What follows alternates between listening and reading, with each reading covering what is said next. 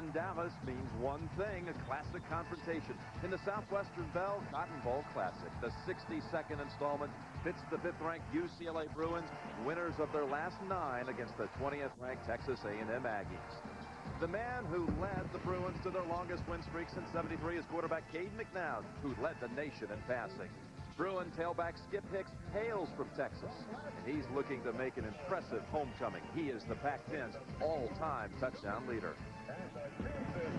Meantime, A&M quarterback Brandon Stewart threw only 4 interceptions this season. He leads the Aggie offense that scored 35 points a game. And all Big 12 linebacker Dab Wynn led the Aggies' wrecking crew in tackles for the 3rd straight season. It's the Southwestern Bell Cotton Bowl Classic coming up right here on CBS. Hi again, everybody. Jim Nance. Happy New Year, and welcome to the Southwestern Bell Cotton Bowl pregame show from our anchor desk in Miami, where the FedEx Orange Bowl between Tennessee and Nebraska gets underway tomorrow night at 8 o'clock. I'm joined by my usual partners, Craig James and Lou Holtz. Happy New Year to you both. And we're joined by our CBS colleague, my colleague a year ago in the booth, man who will be calling the Orange Bowl tomorrow, former UCLA legend, Terry Donahue. Welcome. Jim, it's nice to be back with you. Great to have you here. Good to be here. You know what? I'm glad that you're on this set. As many times you told me I was crazy and wrong, I'm really glad that you're here, going to give us some true wisdom on this set. Well, Craig, last night when you predicted Nebraska was going to beat Tennessee, first time in 2 years I've agreed with anything you've said. Oh, man. I like it. How about your Bruins? Let me ask you, this is a team where if you take the 22 starters, you recruited 19 of the 22 starters for the Bruins. What do you expect out of them today? Well, I really think UCLA will dominate the game. I think the difference in the game will be Cade McNown. He has the highest passing efficiency rating of any quarterback ever to play in the league. That includes Troy Aikman, John Elway. I just think he'll be the difference. Well, everybody in the country thinks the way you do as well, Terry, but it is critical that Texas A&M play an outstanding football game. They were embarrassed by Nebraska in the playoff game 54-15. In addition to that, they didn't go to a bowl game last year. They haven't beaten a top 10 team since 1989. And in addition to that, I think that's one of the reasons that the game is not sold out. The people are not supporting A&M. They don't believe in A&M, and it's critical that A&M play outstanding in this game. The last good experience that Aggie fans had in the Cotton Bowl was 1988. They beat some Irish team led by Lou Holtz, rushed for 300 yards. So the Aggies aren't used to having great experiences in the Cotton Bowl. But I really feel like this is going to be a ball game where A&M's offensive line has got to be prepared for a lot of different adjustments from UCLA's defense. UCLA's defense forced 39 turnovers this year. There are a group of guys out there that fly to the football. They create a lot of havoc on offenses. Texas A&M's offensive line must be prepared, along with the running backs, to make adjustments. I tell you, Lou, with friends like this, who needs enemies? You can change a calendar, but you can't change people. Hey, let me ask you something. The two coaches here, interesting story. Bob Toledo, your successor and former assistant, was at one time the offensive coordinator for R.C. Slocum at Texas A&M. And after, in fact, Lou Holtz beat him up a couple of times later in the Cotton Bowl, they let him go. Is there some bad blood going into this game between the two coaches? I don't think so. I think R.C. and Bob have made amends since that game, but in football, you do forgive, you just never forget. And if UCLA gets an opportunity, I think they'll score an awful lot of points on Texas A&M today. And I want to assure you one thing. If R.C. Slocum gets a chance to score a lot of points, he'll do that against Bob Toledo as well. All right, let's take a look at some of the scores from some of the other bowl games. And Penn State playing against Florida, and the Gators, they are alternating the quarterbacks. One touchdown by Noah Brandeis on a keep. 14-0 first quarter over Paterno in Penn State. The Big East 0-3. This is their last chance to collect a win in the postseason. But North Carolina put up 16 in the first quarter. They blocked the punt. Dre Bly returned it for a touchdown, and Chris Keldorf threw for 155 yards and a score in just the first quarter alone. Outback up in Tampa, Wisconsin and Georgia, and more trouble for the Big Ten as Georgia's blitzing them. 26-0. Big game. 3 touchdowns by Robert Edwards, Craig. He finished the year on a strong note. The last 5 games of the regular season, 125 yards a game on the ground, 9 touchdowns. When he's healthy, he's one of the top 3 or 4 running backs in college football. To go along with Mike Bobo, the Bulldogs offense, way too much for the Big Ten team. 103 yards overall rushing for Edwards. Here's what we know at this point right now. The SEC about to go to 3-0 in the postseason. They were 5-0 last year. That's pretty impressive. 8-0 over the course of the last 2 seasons. But with Wisconsin on its way to a loss, the Big Ten will be 1-3. And meanwhile, the Pac-10 is 4-0. What does this mean for Washington State, Michigan later today in the Rose Bowl? Well, Big Ten troubles, Pac-10 soaring. What do you think? I think so. I think that Washington State has a psychological edge going into the Rose Bowl game. They come in as an underdog. They're going to come in loose. Michigan has a lot of pressure on themselves. They have a Heisman Trophy winner, national championship on the line. Michigan historically has not played real well in the Rose Bowl, so I think Washington State's going to beat them. And I wouldn't be surprised if I were a Washington State football player earlier in the game. I know they don't talk a lot of smack out there, but I'd go up to somebody in Michigan and say, hey, don't worry about it. Big Ten just weak this year. We'll take care of you, pal. You can get beat good. Well, I think that the Heisman will be a distraction for the University of Michigan, but they still have 6 great defensive backs. They have a great defense. They're used to winning, and they understand what the game's all about. They'll play awful well. Whether it's good enough, we'll find out. All right, guys, we have UCLA, Texas A&M coming up next. We'll be here at halftime. Coming up again, the Southwestern Bell Cotton Bowl Classic. After this message, enjoy the game right here on CBS.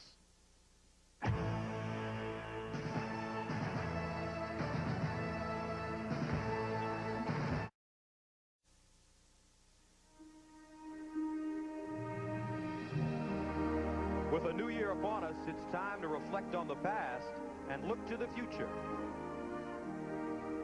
For 61 years, this trophy has been a representation of many of the most unforgettable athletes, moments, and images in college football history.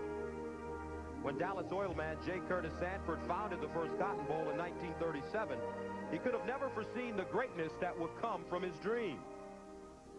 Names like Jim Brown, Bear Bryant, and Troy Aikman have felt the impact of this game. The third oldest bowl game has seen everything from the outrageous, a player coming off the sidelines to make a tackle, to the incredible. Montana dropping back. He looks toward the end zone. He throws it. It is incomplete. It's a touchdown. It's a touchdown. Bo Jackson is on his way. 20-yard line. He'll go in for a touchdown, Auburn. 73 yards for Bo Jackson and an Auburn touchdown. Today, 2 teams meet in the 62nd Cotton Bowl to create new images, new heroes, new moments for the new year.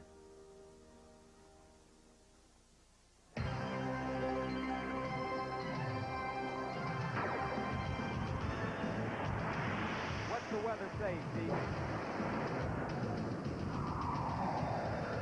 After an 0-2 start, the UCLA Bruins have won 9 straight, rallying behind the strong left arm of junior quarterback Cade McNown, along with tailback Skip Hicks, a Texas native who has a nose for the end zone.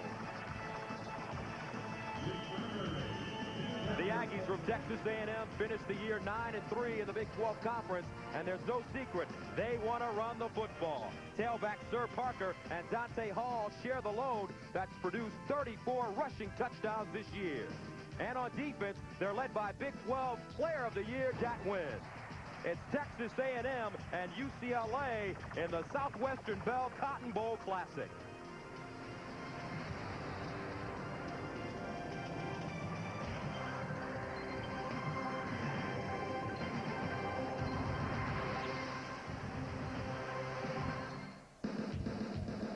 The 62nd Southwestern Bell Cotton Bowl Classic as the 5th-ranked UCLA Bruins, one of the hottest teams in the country, face 20th-ranked Texas A&M.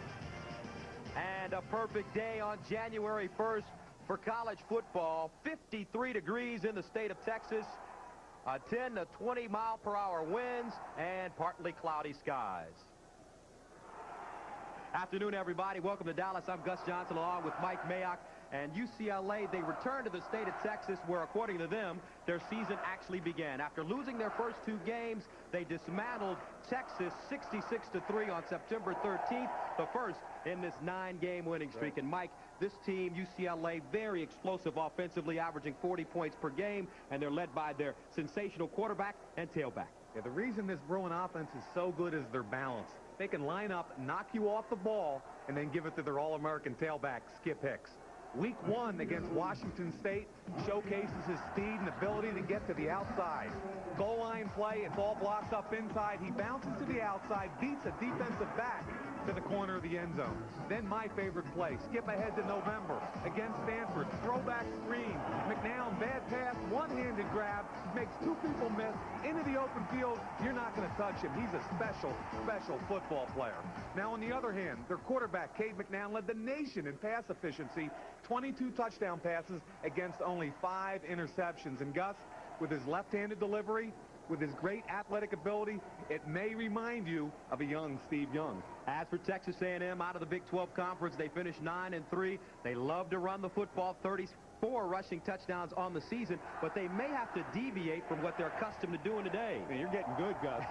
They're a big physical team. They want to run the football, but against an aggressive 8-man rush, they're going to have to throw the football. Two guys got to step it up. Brandon Stewart, the quarterback, Chris Cole, talented sophomore wide receiver. And what they're going to do today, let's take a look at our virtual playbook. Today's game plan, the key is motion. They're going to take Chris Cole, put him in the slot, give him an ability to run all the way across the field. That does two things. UCLA has to change their defense to react, and number two, it gives Cole the best opportunity to beat man-to-man bump and run coverage. If it's not complete, then the quarterback Stewart's talented enough to tuck it and run. So the UCLA Bruins out of the Pac-10, and here they come, 9-2, their longest winning streak in close to 25 years, and they're led by their head coach, Bob Toledo, in his second year, a former offensive coordinator at Texas A&M. And the Aggies from Texas A&M, playing in their 10th Cotton Bowl, their first since '95.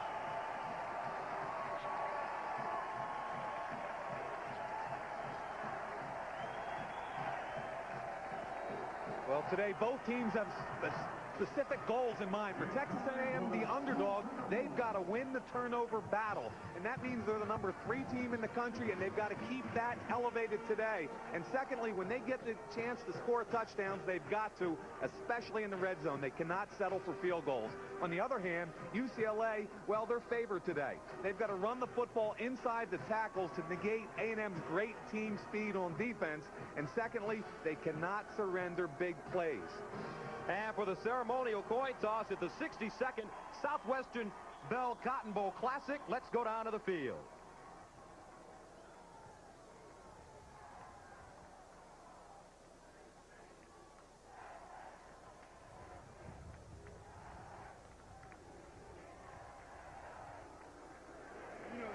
It's UCLA. You win the toss. What do you want to do here? They're going to receive. Which goal are you going to kick from? They're going to kick from down here. Kick that way. Once you switch sides for me. Right? All right. UCLA won the toss. Texas A&M has won the toss. Correction. It is UCLA that has won the toss. And they have been elected to receive the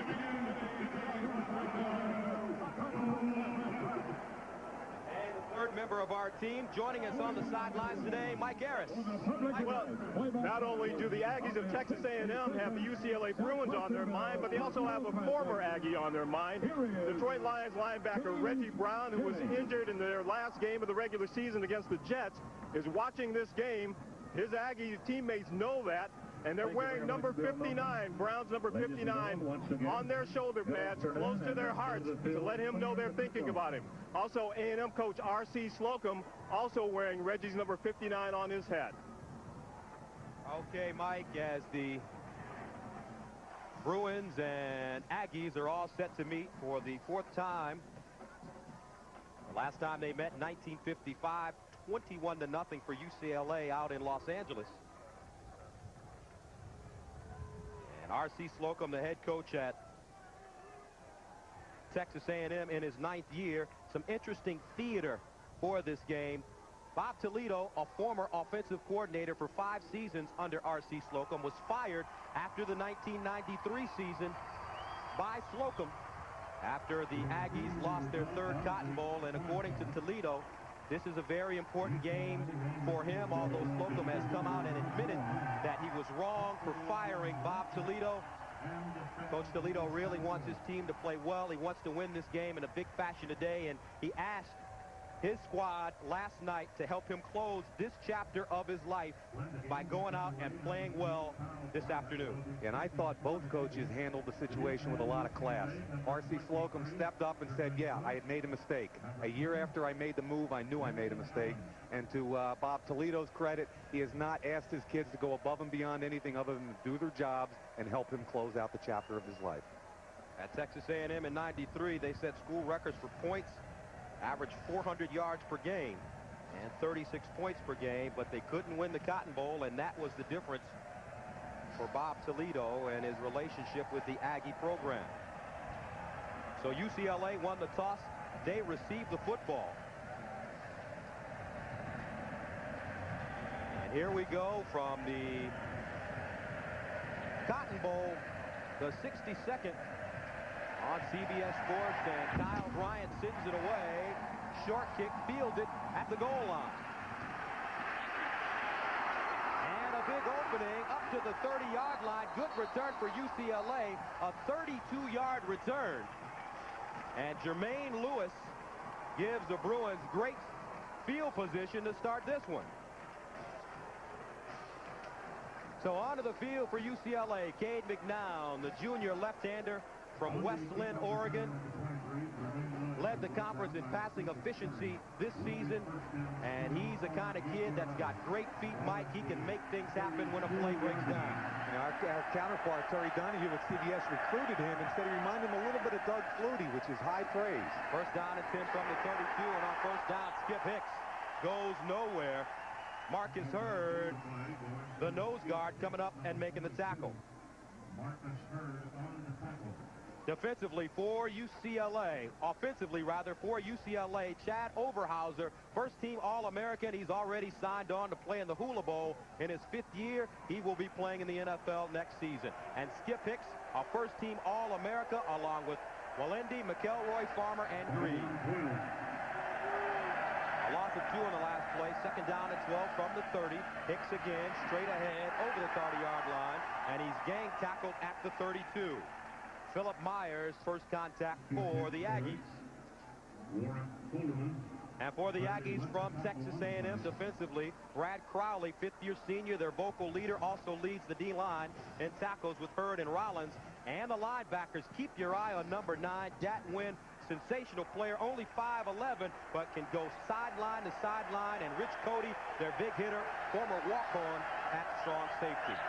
Third down and 9 from the 33. Mike Grieve in motion.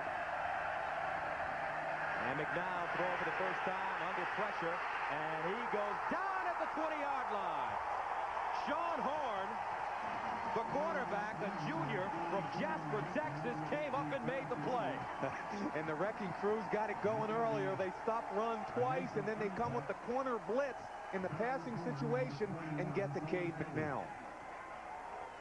So a big defensive stand on UCLA's first offensive possession, and Chris Saylor, who does the punting and the kicking for the Bruins, averaging 42 yards per punt on the season, standing at his own 7-yard line.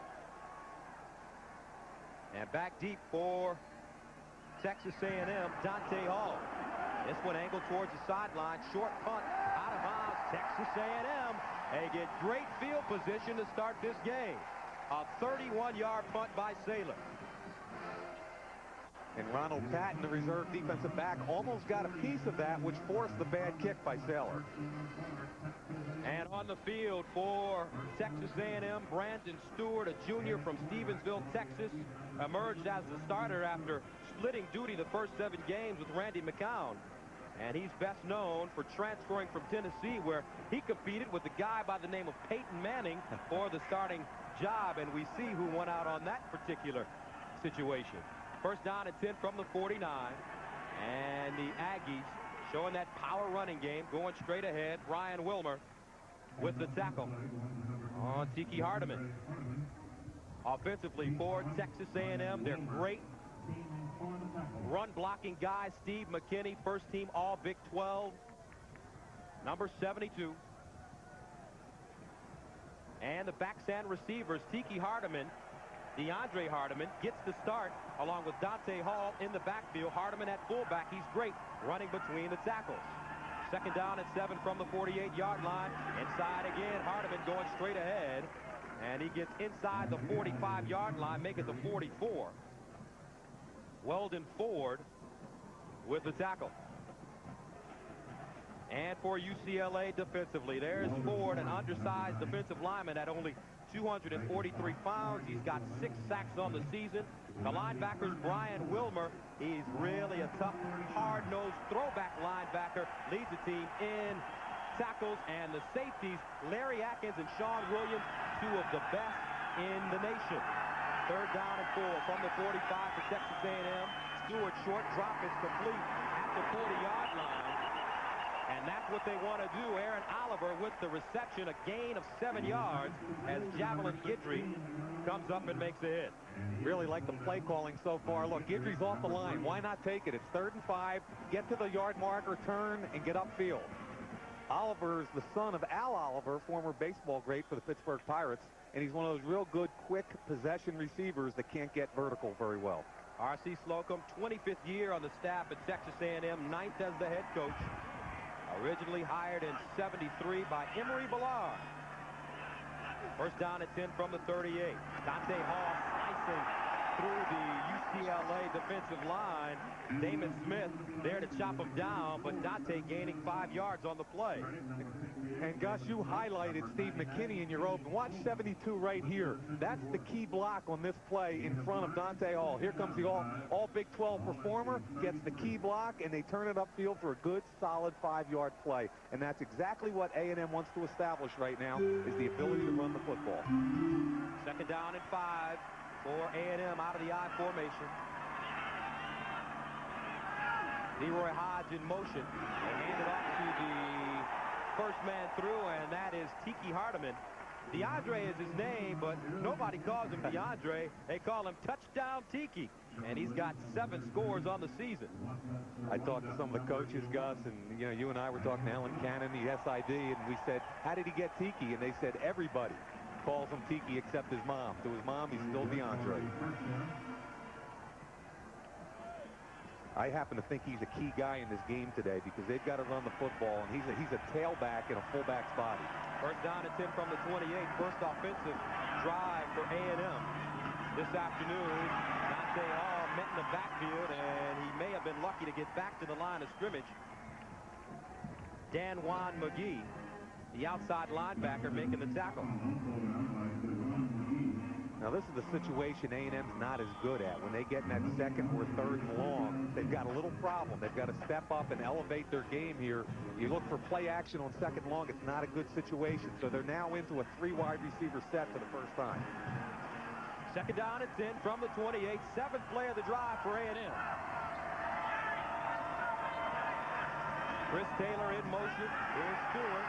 Rolling is complete. Aaron Oliver with the tackle, but he goes down quickly. Marcus Anderson, a freshman from Long Beach, California, coming up and making the tackle, and Anderson getting a lot of playing time because of the knee injury to Javelin Guidry.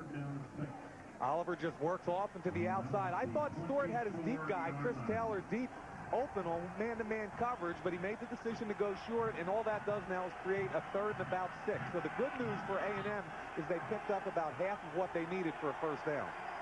Brandon Stewart, really tough competitor out of Stevensville, Texas. That motion again. Third down and 5, running out of the pocket. Got it away, and it's complete at the 21-yard line. Chris Cole with the reception. Guidry making the tackle. And Cole is the guy, Mike, as you alluded to very early on. He's the guy that really has to come up and make some big plays today for the receiving corps for Texas A&M. They're mostly a pedestrian core of receivers with the exception of the young sophomore. He's got breakaway speed and ability to make people miss once he catches the football. So Kyle Bryant comes on to attempt a 38-yard field goal. He's 18 of 22 on the season, 7 of 8 from this distance. And it's wide. Oh, that hurts. That hurts A&M. Had all the momentum, Gus, and you got to close the door in the red zone. A&M coming up empty. UCLA with the ball on offense right after this. CBS Sports presentation of the Southwestern Bell Cotton Bowl Classic is sponsored by your friends at Southwestern Bell. The new Dodge, it's about change. And by Coors Light, it's frost brewed to tap the clean taste of the Rockies. UCLA taking over after Kyle Bryant misses a 38-yard field goal. Now in the 1954 Cotton Bowl, Alabama took on Rice, and Rice halfback Dickie Megal rushed for an all-time Cotton Bowl record of 265 yards. Megal was awarded a 95-yard touchdown run on the famous bench tackle play when Alabama's Tommy Lewis came off the bench to tackle Megal. Rice went on to win the game 28-6. That's one of my favorite plays of all time, Gus. Can you imagine that? You're just some guy sitting on the end of the bench. You can't believe this guy's going 95, so you come off and make a great form tackle.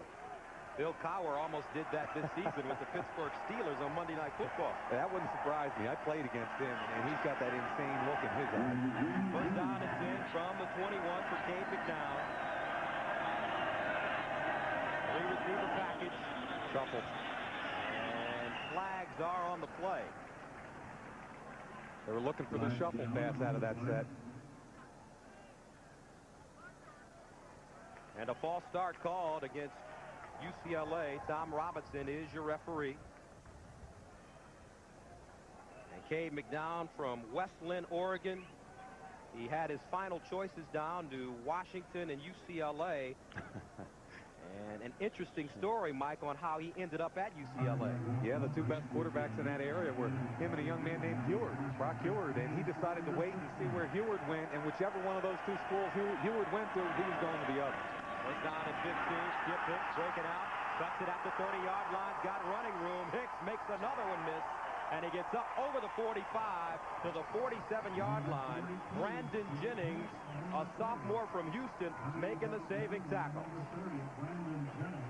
This is exactly what UCLA wants to do. Great job up front. 78 Andy Myers seals off, and then the break to the outside. This guy's a glider, a lot faster than he looks because he's so effortless. He runs a 4.45 40 at 6 feet, 233 pounds. From Wichita Falls, Texas, so a homecoming for Skip Hicks. First down from the 47. McNown in trouble. Steps up in the pocket and gets down to the 47-yard line. Philip Myers with the tackle, but a 6-yard gain for McNown, who on the season has rushed for 217 yards. He's got great feet. Yeah, they wanted the shovel pass right in here to Hicks, but watch Hicks understand that McNown can't get it to him and then make a block for him. No shovel pass? Okay, I'll go hit somebody.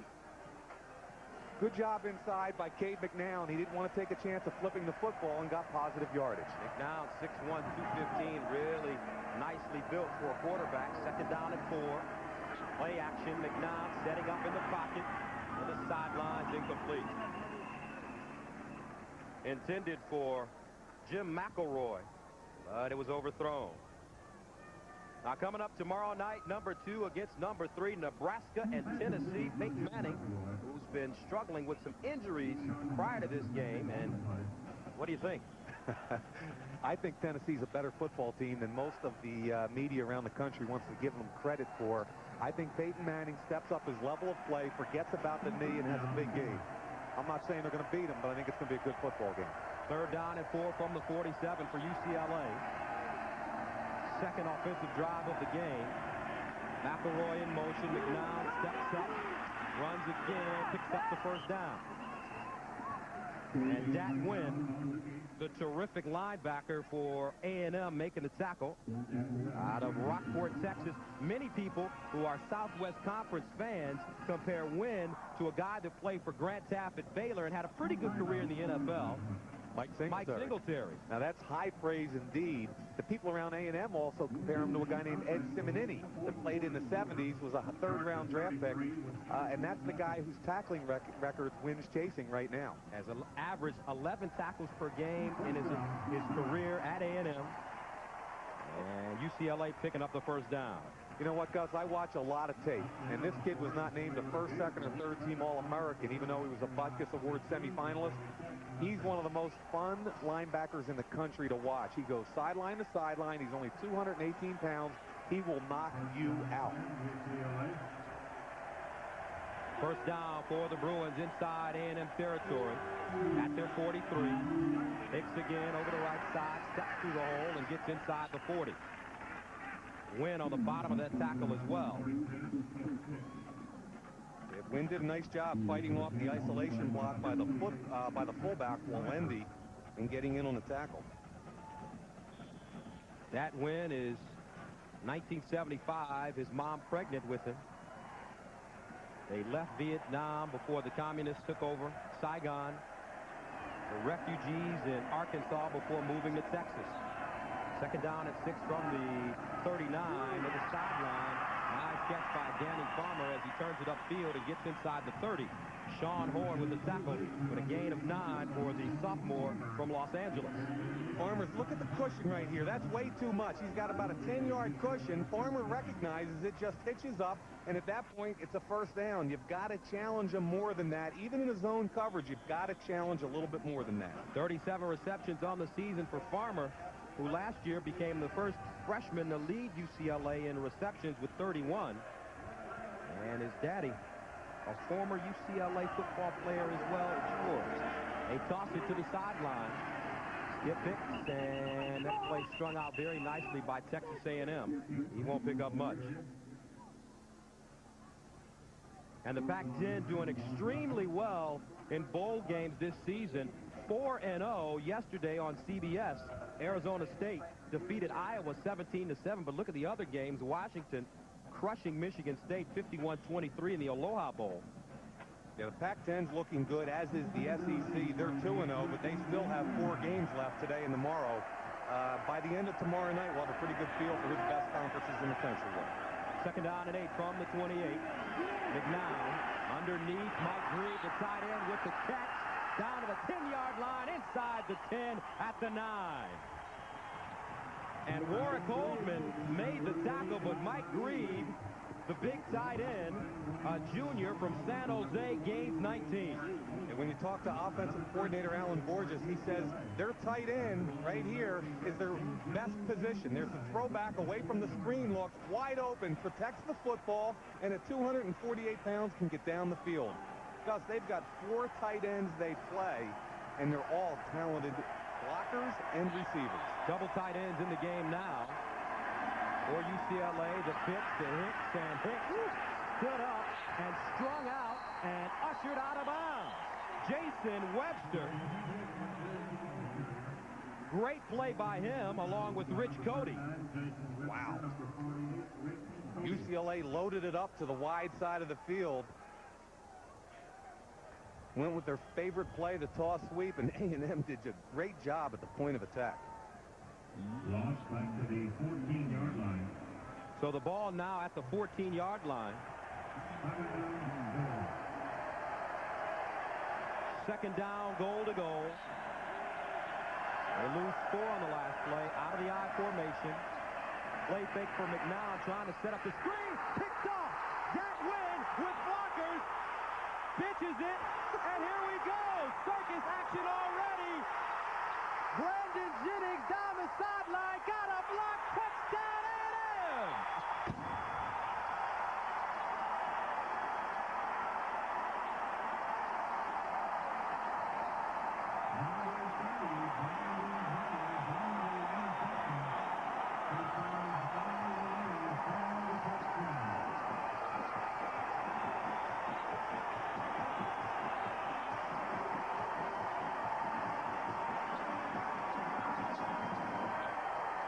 Well, that was incredibly good fortune for A&M because that Wynn was blitzing on the play, was completely out of it.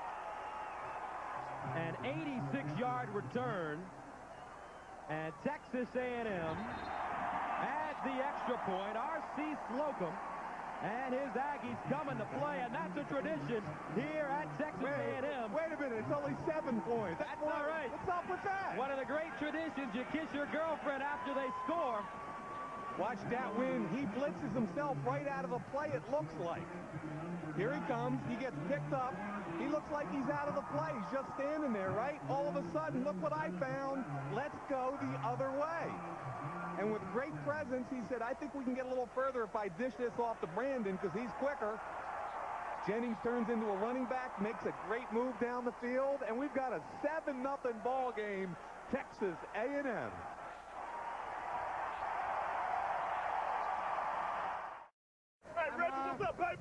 Dat Nguyen coming up with the interception, resulting in an 83-yard return for Brandon Jennings. The second longest return in Cotton Bowl history, and A&M, who are underdogs coming into this game against the 5th-ranked Bruins, lead it 7-0. And I like what Dat just had to say there. What's up, Reggie? How you doing? Obviously in reference, Reggie Brown played at A&M, still has ties here. His girlfriend's on the basketball team, and he worked out here all summer. And from Gus and I, we'd like to wish the best to Reggie Brown. Well, they kick it away. Jermaine Lewis at his own goal line, running straight ahead. And Lewis over the 20-yard line at the 24. Flags are on the play. A return of 23 yards. Ronald Patton with the tackle.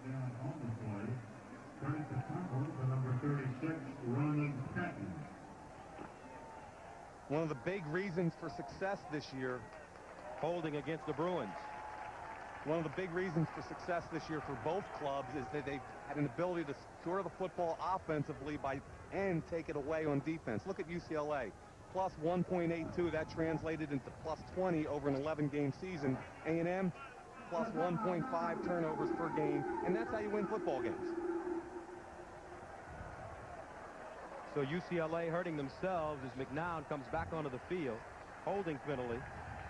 And instead of starting with the football over the 20-yard line, they started inside their own 15. First down from the 14-yard line for UCLA, trailing 7-0. Out of the eye. Skip Hook trying to follow his block. But that play snuffed out pretty good by the A&M defense as they plugged up the hole. And Quentin Brown there to get a push.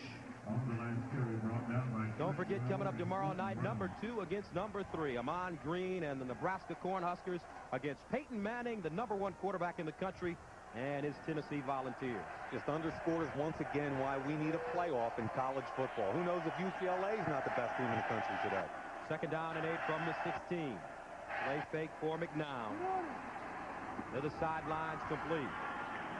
Jim McElroy with the catch as he steps out of bounds. Gains 12 and a first down. Around the country scores. The SEC, big win. Here's the ACC, North Carolina up over Tech. That's not a surprise at all.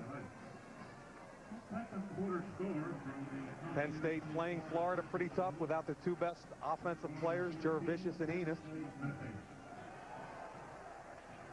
Cade McNown threw his 6th interception of the season on their last possession. First down and 10 from the 29. Leads the country in passing efficiency as Skip Hicks slides down at the line of scrimmage. Quentin Brown there to catch him.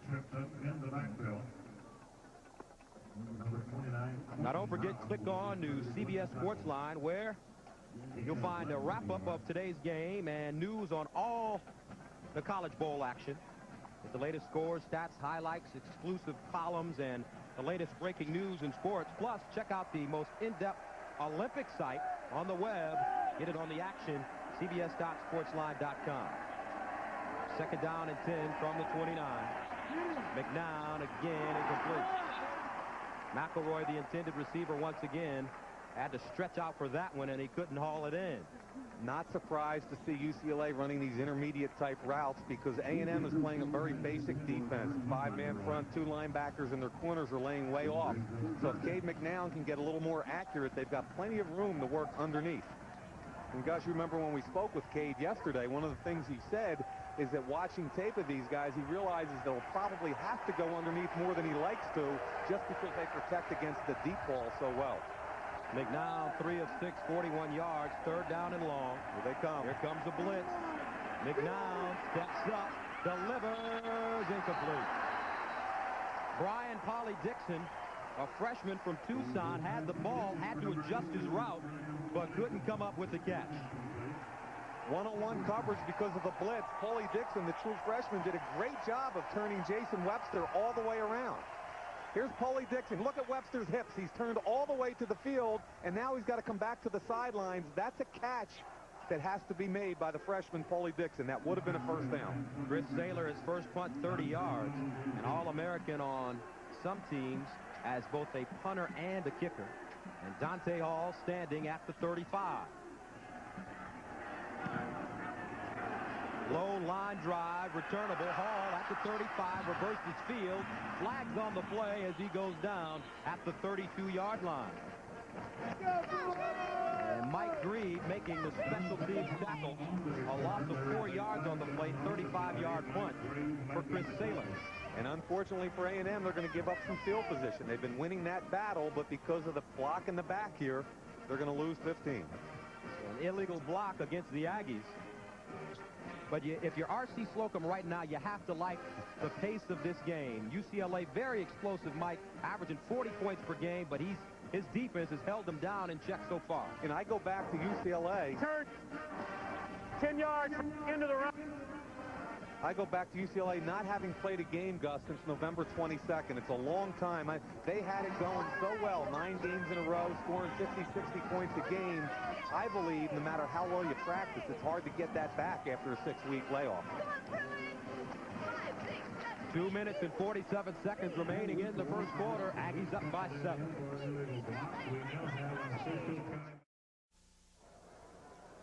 .247 remaining in the first quarter of play. A&M leading UCLA 7-0. On the 1989 Cotton Bowl, UCLA faced Arkansas. The Bruins were the first team to represent the Pac-10 Conference in the Cotton Bowl, and they were led by All-America Troy Aikman, the head coach of the Bruins. Guess who he was? It was our own Terry Donahue, and TD carried off the field, got the Gatorade shower. I don't think Sean McDonough will be doing that tomorrow night. Anyway, let's go downstairs to Mike Harris. All right, Gus. Troy Aikman's here. He plays for another team that plays around here now. But what do you remember most about that game, Troy? Well, you know, really, primarily it was a defensive battle. It was a battle of defenses. Offensively, we really didn't play that well. Had a great week, though. They did a nice job of putting on the events for the football team, and it was a good game in itself, and we were able to win. You know, there's a lot of speculation swirling around your team right now. Who do you expect to see as head coach of the Dallas Cowboys next season? I really don't know. Those are decisions that Mr. Jones will make, and then we'll try to get ready for 98. All right, Troy, thanks very much. I'm sure he'd rather be playing football now than watching this game, even though it's UCLA.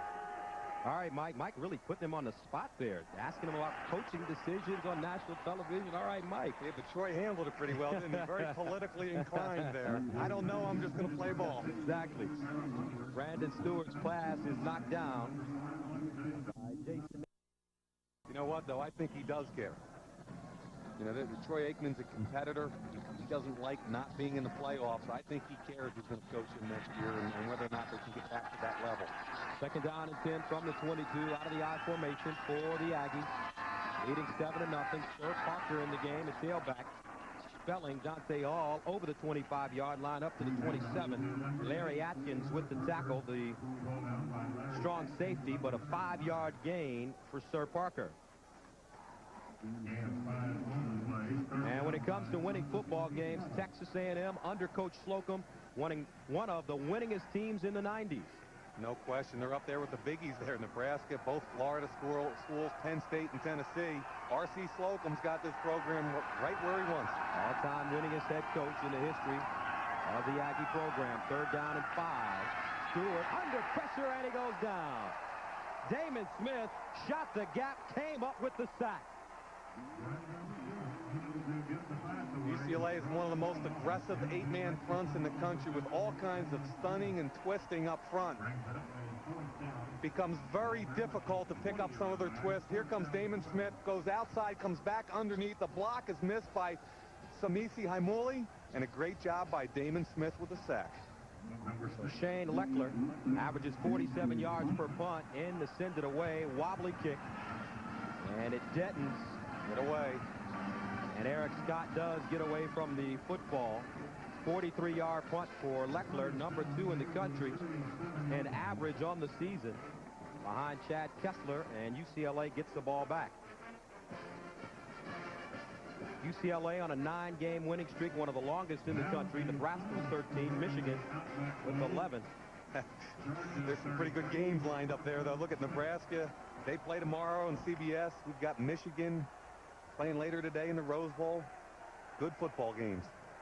Bob Toledo a little frustrated with his offense so far. The pitch to Hicks at the 40-yard line, and he tiptoes out of bounds at the 43. Dat Nguyen there to nudge him, but it's a gain of 6.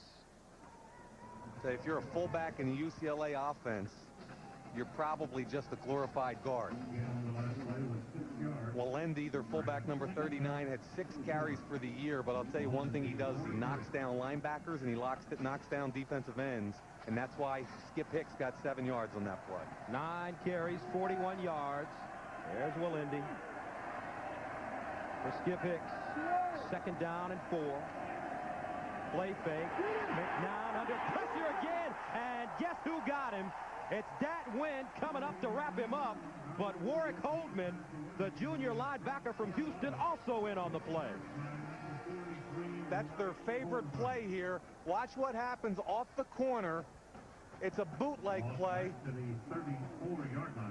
There's the fake, and look at off the corner, number 43, Holdman, and then inside comes Nguyen, and that's just a great job by defensive coordinator Mike Hankiewicz. Right here off the edge, he beats the guard's block, number 74, Chad Sauter, on the bootleg, and that allows Nguyen to clean it up. Loss of 9, 3rd down and a long 13 for the Bruins out of the gun. McNown underneath, and it's caught. McElroy with the catch at the 50-yard line, a 1st down for UCLA. Both linebackers blitz picked up beautifully by UCLA. That allowed plenty of time for Cade McNown to look for Jim McElroy. He runs off the defensive back Webster, who turns his hips, and now all McElroy has to do is come back, catch the football, 1st down, move the chains. McElroy, a senior from Los Angeles, leads the team in receptions, came into this game with 42 on the season. Look at the average, though, 21.5 yards per catch, one of the best in the country. Picked up 17 there. 1st down from the 48. Skip Hicks between the tackles, spins down, close to the 45. Warwick Holdman, 1st contact again. And Skip Hicks continuing to honk it on in there, and that's the end of the 1st quarter of play, with the Aggies leading the Bruins 7-0. We'll return to the Southwestern Bell Cotton Bowl right after this message and a word from your local station.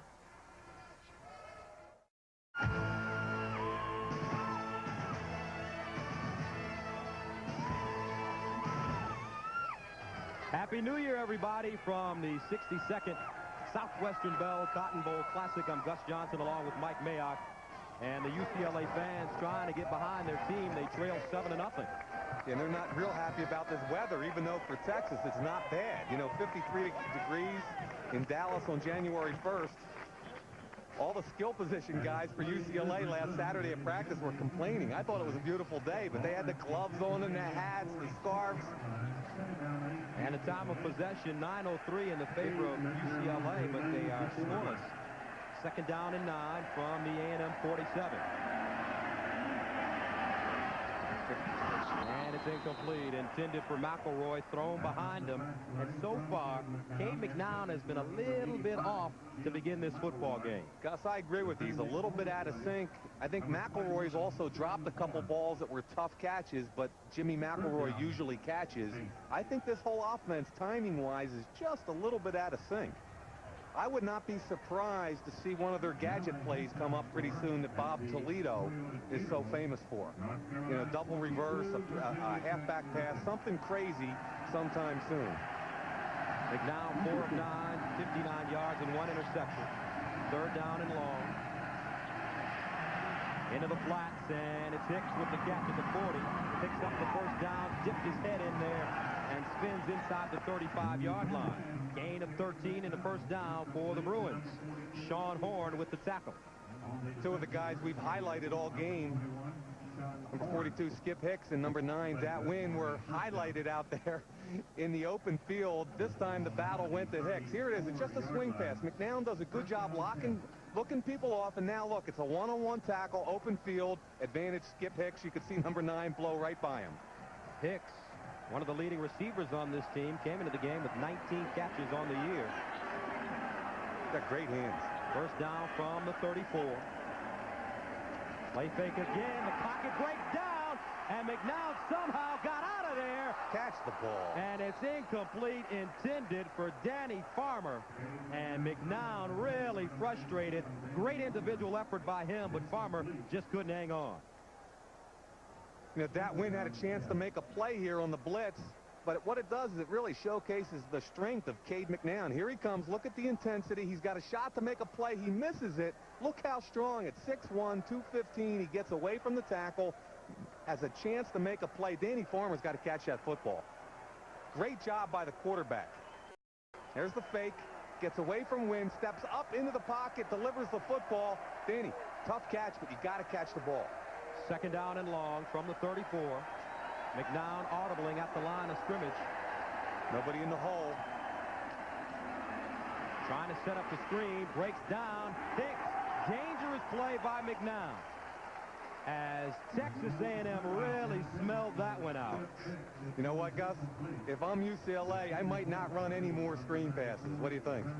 Zarek Rollins standing right on the play. The 5th dropped pass of the afternoon for the Bruins so far. I mean, they've run 2 screen passes. The first one gets intercepted for a touchdown after Datwin intercepts it and flips it to Brandon Jennings. The second one almost gets intercepted. I think they can throw the football vertically down the field in that 10 to 18-yard range. I really believe that. 9th play of the drive, 3rd down and 10. And the 34. Here they come. McNown standing strong in the pocket, going into the end zone. Incomplete. And a flag is on the play. Ball intended for the freshman, Polly Dixon. And a holding call against UCLA. Max protection by UCLA. They kept the backs in that time, the tight end. There was no free safety in the hole. They had a chance to make a play. McNown overthrew the football, and they compounded it with a holding penalty. Take them back. He's saying we're playing a field position game, guys. I'll give him the down. Let's take them back. Holding on the offense. 10 yards from the spot of the foul. Repeat 3rd down. Some people might say, why not force them to kick a long field goal? But the reason is Chris Saylor, who's their field goal kicker, has got a long of 56 yards this year. He's got a great leg. You want to push him back beyond field goal distance. 3rd penalty of the game for Bob Toledo's squad. They average 75 yards in penalty per contest. Now they've pushed him back. They've got 3rd and about a cab ride for a 1st down. 29 long yards to go from their own 48.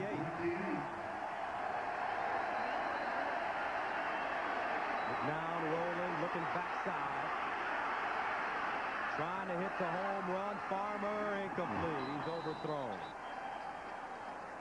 Boy, he bought himself a lot of time that time. Let Farmer work all the way back to the far corner of the end zone. But Gus, once again, they're just out of sync offensively, and we got to give A&M some credit. Defensively, flying to the football, not giving up anything easily. So a good scheme by defensive coordinator Mike Hankiewicz for Texas A&M. And Dante Hall standing at his 15-yard line. Saylor sending it away at the 33. 3rd punt of the game for Saylor. This one high, wobbly kick, fair catch signal by Dante Hall. And Texas A&M starts on their own 15, 36-yard punt. 13:51 to go in the 2nd quarter play. Surprise, surprise, A&M on top.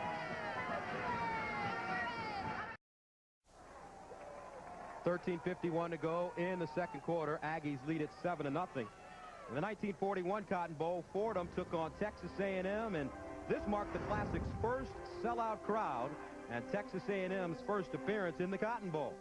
Trailing 6-0, A&M quarterback Marion Pugh threw a 62-yard touchdown to Earl Alabama Smith to put Texas A&M back in the game. They went on to beat Fordham 13-12.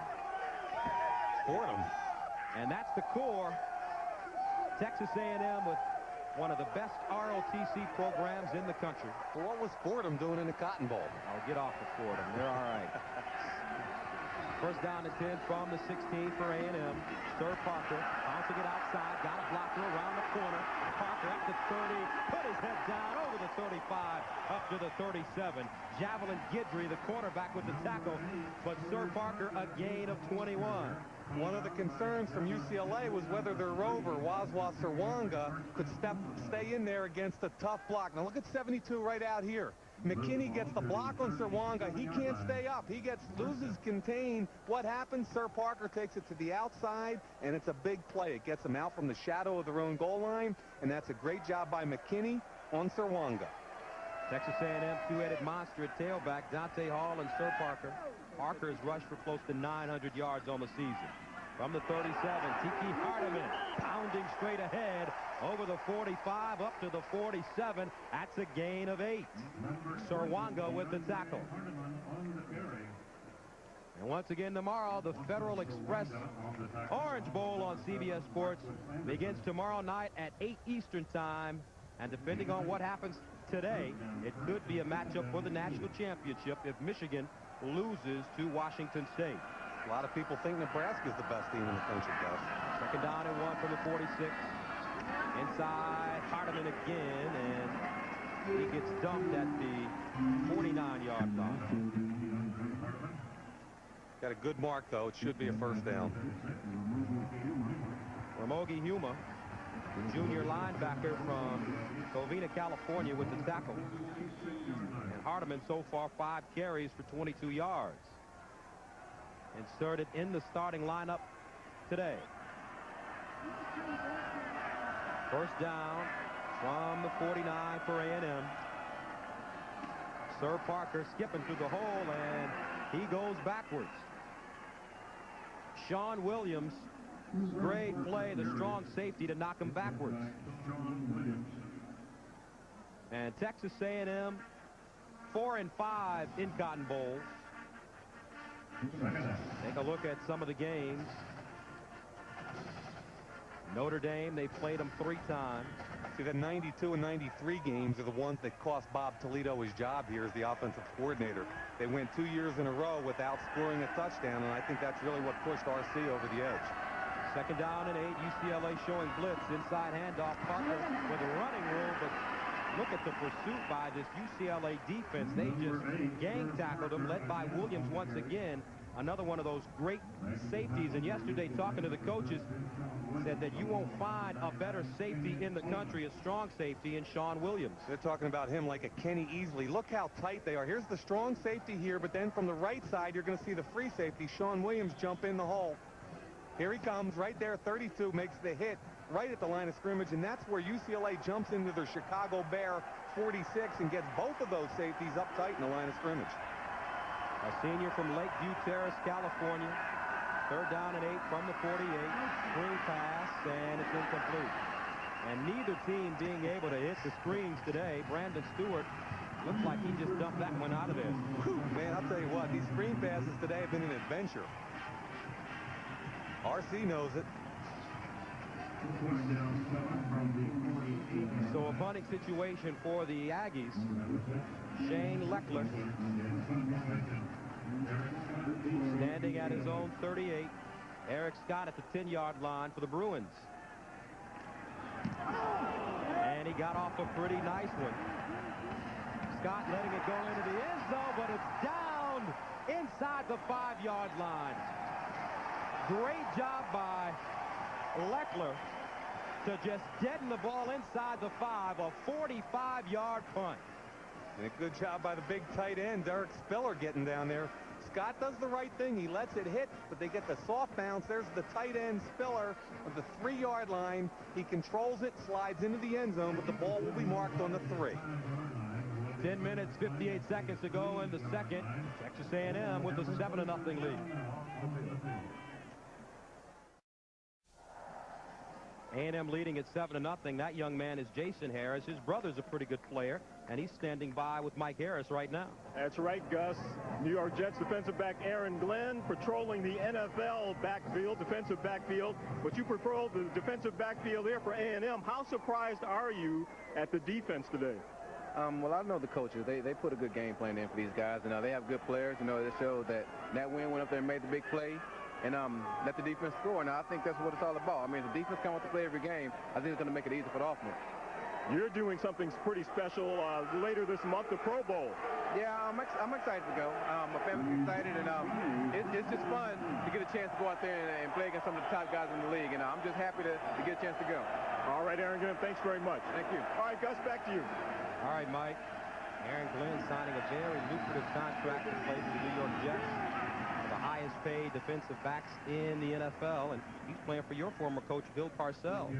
Just goes to show you what coaching at any level can do for a program. I don't care what people say about the pros, don't need to be coached. If you can motivate these high-paid players like a Bill Parcells, you're pretty special. UCLA right now trying to figure it out. Yeah, that's a good graphic right there. It just shows you how, after 6 weeks of not playing a football game, how sloppy they are today. 2nd down and 9. McNown in trouble. Oh! Zarek Rollins got to him. 3rd sack of the game for Texas A&M. And shades of Tennessee when Cade McNown took a sack in the 1st quarter in game number 2.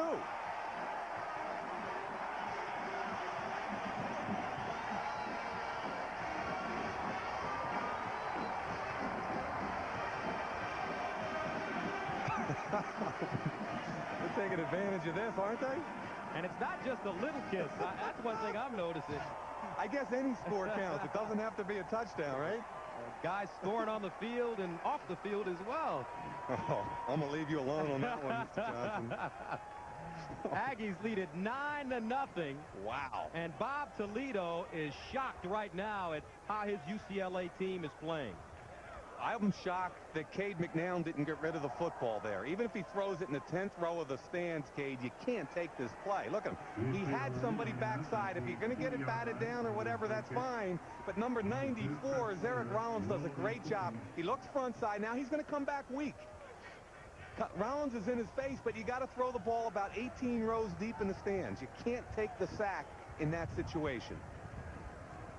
And he's standing with his offensive coordinator, Alan Borges, who's also the quarterback coach. And one of the things Alan told us yesterday is Cade has gotten better and better over the year at his decision-making. But in that particular instance, I really believe he's got to throw the football away. So instead of punting the ball away, Chris Saylor decides to tee it up and kick off. And here's Sir Parkle at the 13. Parker trying to get outside. He does at the 40. Good running effort by Sir Parker, 26 yards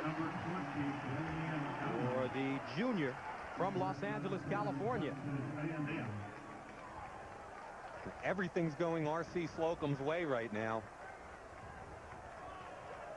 He was telling us the other day he really thought it was important to get off to a great start today. They were such a big underdog. He wanted his kids to be believers early, and that's exactly what's happened. Even though they missed an early field goal, they came back on the big interception return and then the safety. So it's getting done by the defense, Gus Johnson. Fewest points that UCLA scored this season, 27 against Stanford on November 1st. Brandon Stewart out of the pocket, and he tiptoes out of bounds. Wilmer there to chase him. UCLA coming into this game averaging 40 points per game. They haven't lost since September 6th when they fell to Tennessee at home 30-24. There's Mark Weber talking to that offensive line. They're just not moving the football consistently. It's just a timing thing. Because, Gus, I thought they practiced extremely well this week. Here's Bob Toledo. 2nd down and 10 from the 40 for A&M. Dante Hall outside, jitterbugging over the 45 up to the 46. Larry Atkins with the tackle. And so far, it's been a great bowl season for the Pac-10. 4-0, SEC 2-0, Big East 0-3. Yeah, the Big East, I don't think that's a surprise. They had a tough year this year just getting 4 teams qualified. 3rd down and 3 from the 47. It's off the Hall, and it'll be about a yard shy of the 1st down. This will be an interesting mark. They've got to get to the 50. Let's see where they mark it. Right on inside so they've got a full yard to go here. People are antsy. They want to see RC go for it. I think he's going to punt it away. Too dangerous of a play. And Coach Slocum leading 9-0 wisely. Yeah, brings in the punting team. The flip side of this is if you're UCLA, you got to play punt safe, meaning watch out for the fake here. Leckler at the 35. Eric Scott, fair catch signal, and it's down. No. Almost another sensational play by the Aggie punting team. 51-yard punt, but UCLA gets the ball back at their own 20 after this.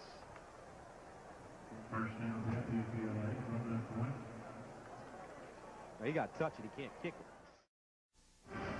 CBS Sports presentation of the Southwestern Bell Cotton Bowl Classic is sponsored by your friends at Southwestern Bell. The United States Marine Corps. The change is forever. And by First Plus Financial. At First Plus, we're working first for you. And welcome back to the Cotton Bowl, where UCLA trails Texas A&M 9-0. And the game summary: 9 defensive points for the Aggies, and the Wrecking Crew defense, Mike, in full effect. Yeah, I think that the key 2 areas, 9 defensive points and the sacks, 3 sacks. Texas A&M, it's just so far a game totally dominated by A&M. Here's the team that lost to Nebraska in the Big 12 championship game on December 6th, 54-15, and they look totally different since then. UCLA over the 20-yard line up to the 21. Warwick Holdman with the tackle on Skip Hicks. And Skip Hicks from Wichita, Texas, coming out of high school, was not very well known, had a scholarship offer presented to him by Oklahoma State. They then went after another player and rescinded their offer. Hicks decided to take some of the visits that he had to UCLA, to USC, and fell in love with UCLA, and the rest, as they say, is history. UCLA offered him a scholarship. McNown going down. Holdman, the 4th sack of the game for Texas A&M. And Warwick Holdman is having a big football game today. Had 5 sacks coming into the game. He's going to come from the far side over here, and nobody picks him up backside. It's a bootleg. Here he comes. McNown does not feel him. Sack number 4, and this Wrecking Crew defense playing their best football of the season. They're pumped up over there. A loss of 8. 3rd down and 16. And a quick punt by McNown. That's a great play. And it takes a UCLA bounce. Look at this. He had one punt earlier this season for 67 yards in the same exact situation. That's his 2nd punt. That's a beauty. All the way down to the 10-yard line for Cade McNown. 6:58 to go. 9-0. 6 minutes, 58 seconds remaining in the 2nd quarter. Texas A&M leading UCLA 9-0. Now, in 1957, the Cotton Bowl saw Syracuse take on TCU. Syracuse All-America halfback Jim Brown scored 3 touchdowns and kicked 3 extra points, but it wasn't enough, as his 4th quarter extra point was blocked. The Horned Frogs beat the Orangemen 28-27. Wow, just great tradition here at the Southwestern Bell Cotton Bowl Classic. But on that last play, a 76-yard quick kick by Cade McNown, and UCLA backs Texas A&M up to the 10-yard line. Stewart rolling out of the pocket, throwing off 1 foot, and it's caught at the 25. That's Cole with the catch and a first down for the Aggies. Gain of 15. We talked in the open about getting motion so that Cole can work with his guy off the move, and that's exactly what happens. He runs Javelin Guidry off, comes back and catches the football. That's a great first down. Cole, a sophomore from Orange, Texas. 6 feet, 188 pounds, 25 catches coming into this game. Comes motion again. Second down. And inside handoff. Not a lot of room. You know, I want to go back to the quick kick, Gus. It's just a great call by Bob Toledo. He had the ball third down on his own 14-yard line, calls the quick kick out of shotgun formation. They did it earlier in the year for 67 yards, and today 76 yards all the way down to the 10-yard line. That's a great call by the king of gadgets, Bob Toledo.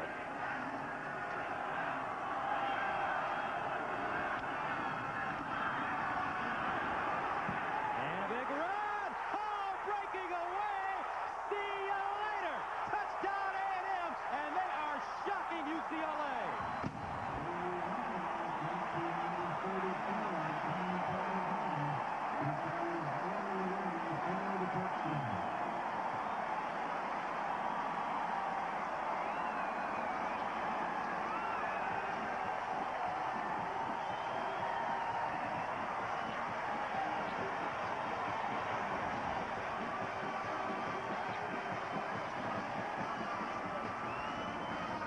74 yards for Dante Hall, his 10th touchdown of the season, and UCLA getting blown out of this one so far in the first half of play. A&M leading it 16-0. What a great block by the left guard, Steve McKinney, the all Big 12 performer. Watch him pull out here, open up the hole. There he is with the key block on the safety, Sean Williams. Look at him break the tackle of 225-pound Larry Atkins. And at this point, Dante Hall, all 5'6", 190 pounds of him, just gonna walk into the end zone. Look at McKinney, all Big 12 with the kick-out block, cut inside, break a tackle. No free safety in the hole because of the 8-man front. It's all over. We've got a 16-0 game.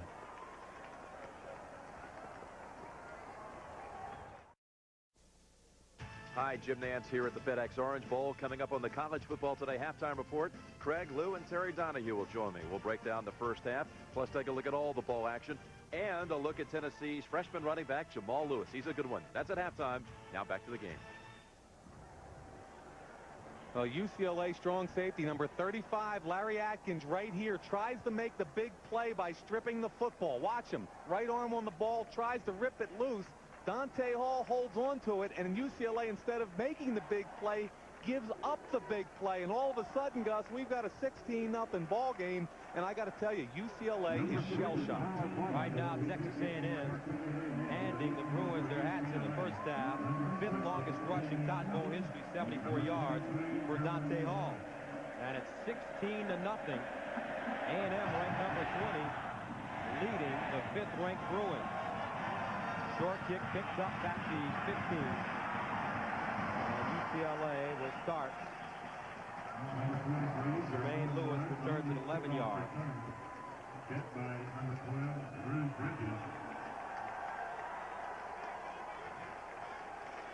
And one of the great traditions here, that's number 12, the 12th man.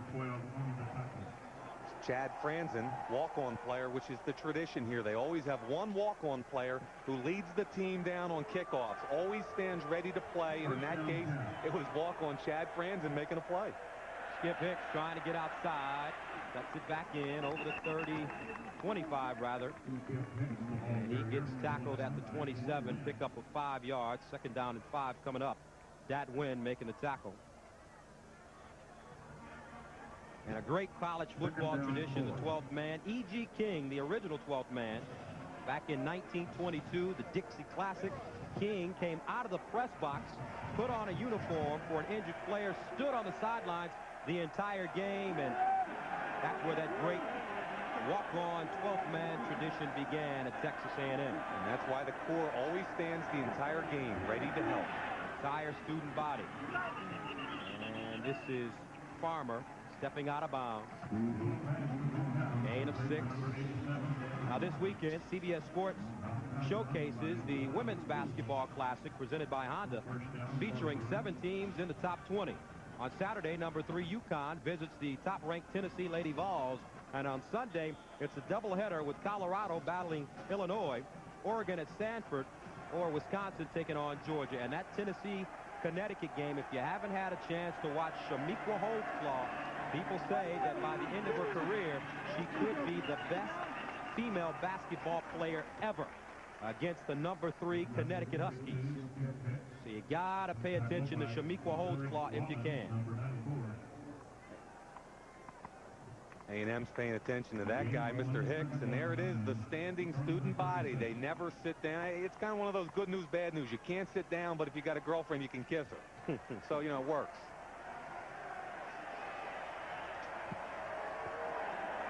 Second down and 9 from the 36 for UCLA. Skips the lone setback. Hicks the lone setback, and a whistle. And flag on the play. Looks like somebody on the right side of the offensive line may have jumped offside. For the snap, false start on the offense. 5-yard penalty. Just way out of sync all day today, this UCLA offense. Got to give credit to the Texas A&M defense, and that man, defensive coordinator Mike Hankowitz. It's his first year here at A&M. He's been in the business 27 years. And Gus, this is a big day for him because he played at Michigan in the 1970 Rose Bowl. And you know he'll have his eyes glued a little bit later to see how Michigan does with Washington State. The 12 mom. Everybody pitching in today for Texas A&M. Second down and long. Here they come. Here's the screen again. Got it to Hicks. And he's tackled from behind by the little general, Dat Nguyen. Well, that was great pursuit. That play showcases his ability. 6 feet, 216 pounds. And he's not 6 feet. He's about 5'9". No, well, wait a minute. How tall are you? I'm about 5'10". Well, come on. Here he is, number 9. Watch him from behind now. It doesn't look like he's got a chance to make the play, but look at the acceleration. Skip Hicks can run, but he caught him from behind. That's a great football players, lady. I really think he's one of my favorite guys in the country. Didn't start playing football until the 8th grade. And he's learned a lot in a hurry. They come again. Now stepping up, scrambling, and is wrapped up at the 35. Roland Bradley, freshman from Lamarck, Texas, making the tackle. And UCLA coming up empty once again. The Texas A&M defense, they've made their mark in the first half. You know what? And the clock continues to run. We're under 3 minutes. One more good drive here, and A&M will have shut out UCLA's offense, which has averaged over 41 points a game. Chris Saylor at the 20. Dante Hall, who just returned one 74 yards, ran one 74 yards at his own 20. Low punt, Bearcat signal, Hall at the 25. 40-yard punt. And Texas A&M comes back onto the field.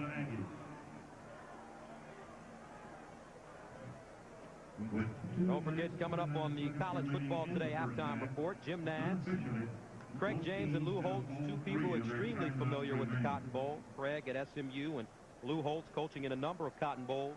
And Terry Donahue, who coached this UCLA team, will have first half scores, analysis, and they will get you caught up on all the bowl scores and highlights.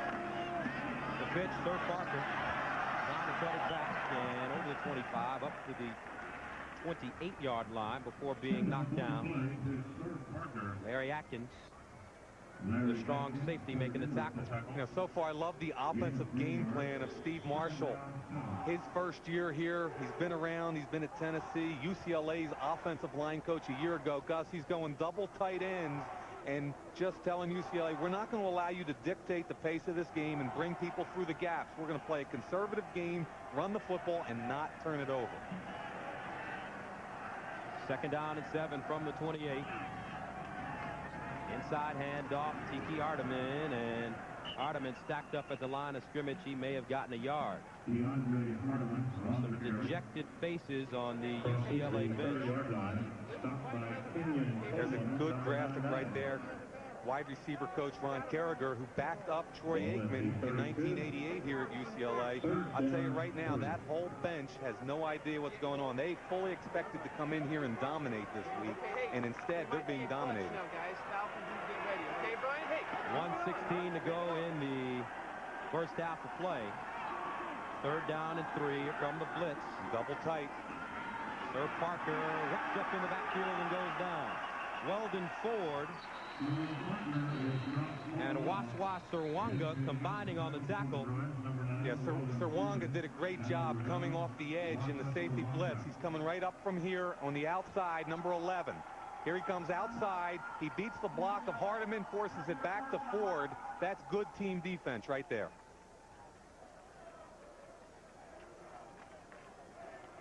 So Bob Toledo, who admittedly said this was an important game for him after being fired by R.C. Slocum after serving 5 years as the offensive coordinator at Texas A&M. He said he wanted to win the game. He wants to win the game big. But R.C., and he's a defensive-minded coach, been here since 1972. He's having a little bit more to say about that in this one so far, as his defense, Mike, they are just excellent today. Oh, they're flying to the football. You've got to give them credit. Sure, UCLA's been a little sloppy, but take a look at RC's file. He's been at A&M 25 years. He had one brief one-year stint at 1981 at USC. Obviously the winningest head coach in A&M history, but look at that percentage. 77% of the time his team's going to win the football game. Leckler sends it away. Low line drive kick, sends Eric Stott. Backpedals to the 20, drops it, picks it up. Got a wall. Got a wall. Made one guy miss at the 30. Midfield, out of bounds. Inside Texas A&M territory. With 45 seconds remaining in the first half of play. That's a big play right there for UCLA. Now Saturday, January 3rd, the legend rides again. Magnificent Seven, the greatest Western of all time. It's now a series. Don't miss the exciting 2-hour premiere right here on CBS. It's like Fordham's offensive line back there, right? The 7 blocks of granite. First down for the Bruins. It's a key series right here.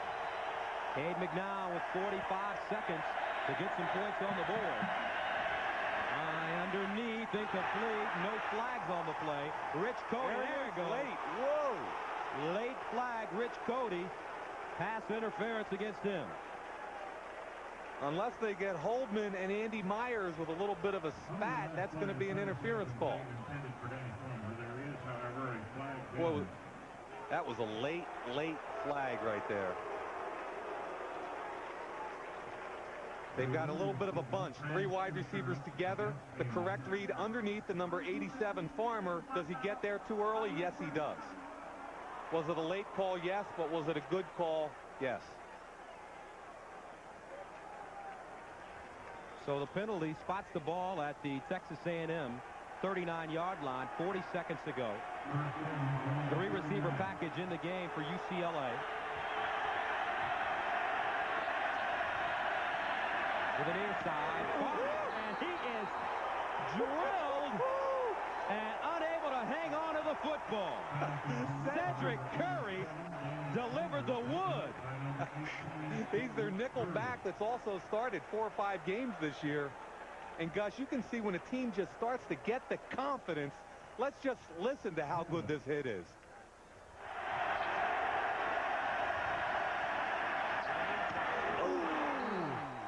As a former defensive back, I just love that. You pray to get that opportunity every game. Andy Farmer hazed and unable to hold on. Here's McNown again, 33 seconds to go. In trouble, staying on his feet, looking down the field. Farmer once again nowhere to go. This time, Roland Bradley, 5 sacks in the first half for Texas A&M. this UCLA team came into this game, their offensive line giving up only 24 on the season. 16-0 Aggies.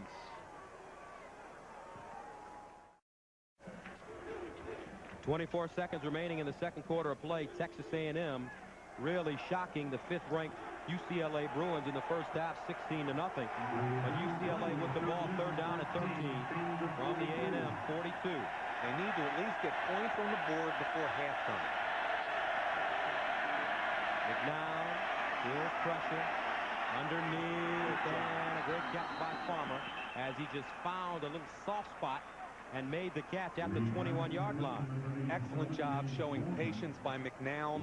Good feet, great athletic ability, waiting till the receiver came open. That's a big play because it gets you into field goal range now. Now you take a shot at 6. Picked up 20 yards. First down from the 22. There's the blitz.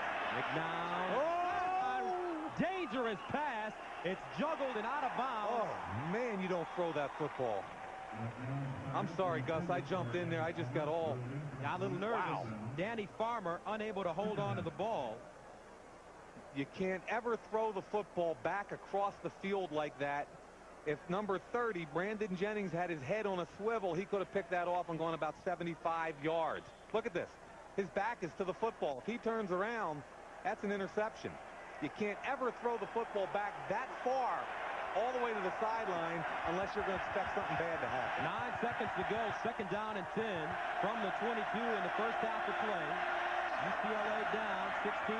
McNown will give it a shot into the end zone, wide open. Oh, man. Touchdown. Horrible job by A&M. Jimmy McElroy scores 22-yarder.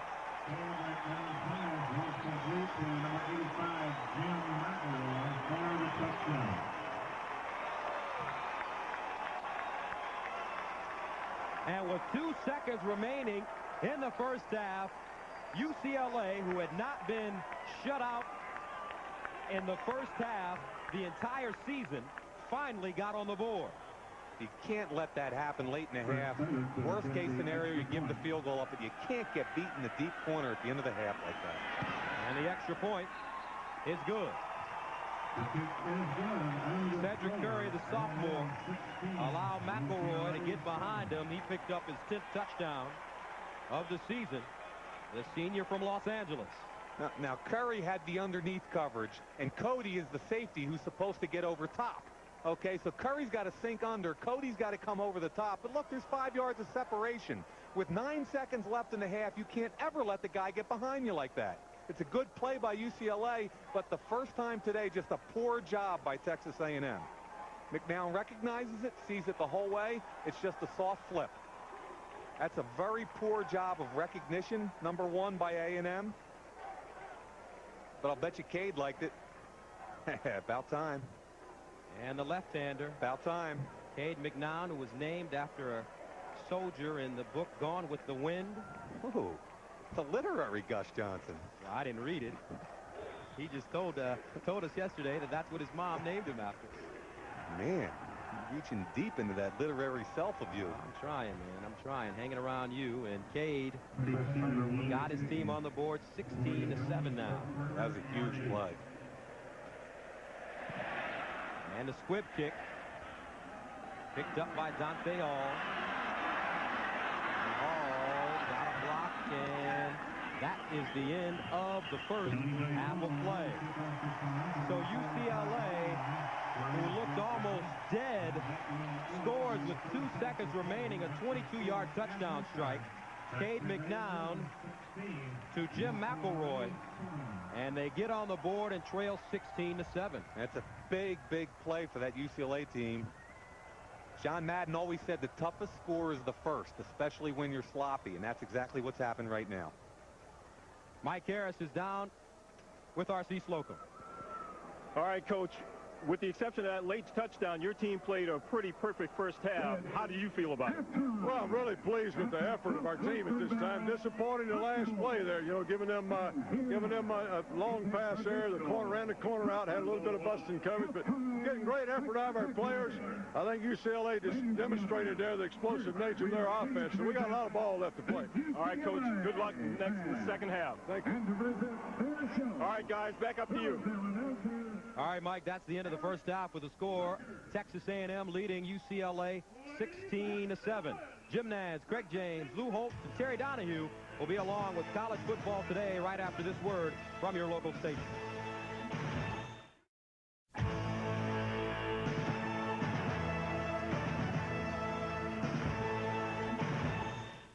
From our CBS anchor desk in Miami, welcome to College Football Today. The score at halftime down at the Cotton Bowl, Texas A&M leading 16-7. Hi again, everybody. Jim Nantz, along with my usual partners, Craig James and Lou Holtz. And we're joined by our CBS colleague, the former UCLA coach, Terry Donahue. Terry, I was just hearing a story. You and Coach Holtz actually were on the sidelines together in an all-star game over in Hawaii, a Hula Bowl. Well, in '78, I was at Arkansas. He was at UCLA. We played in the Fiesta Bowl. It ended up tied. We then went to the Hula Bowl. I was the head coach. He's the assistant. Got off the airplane.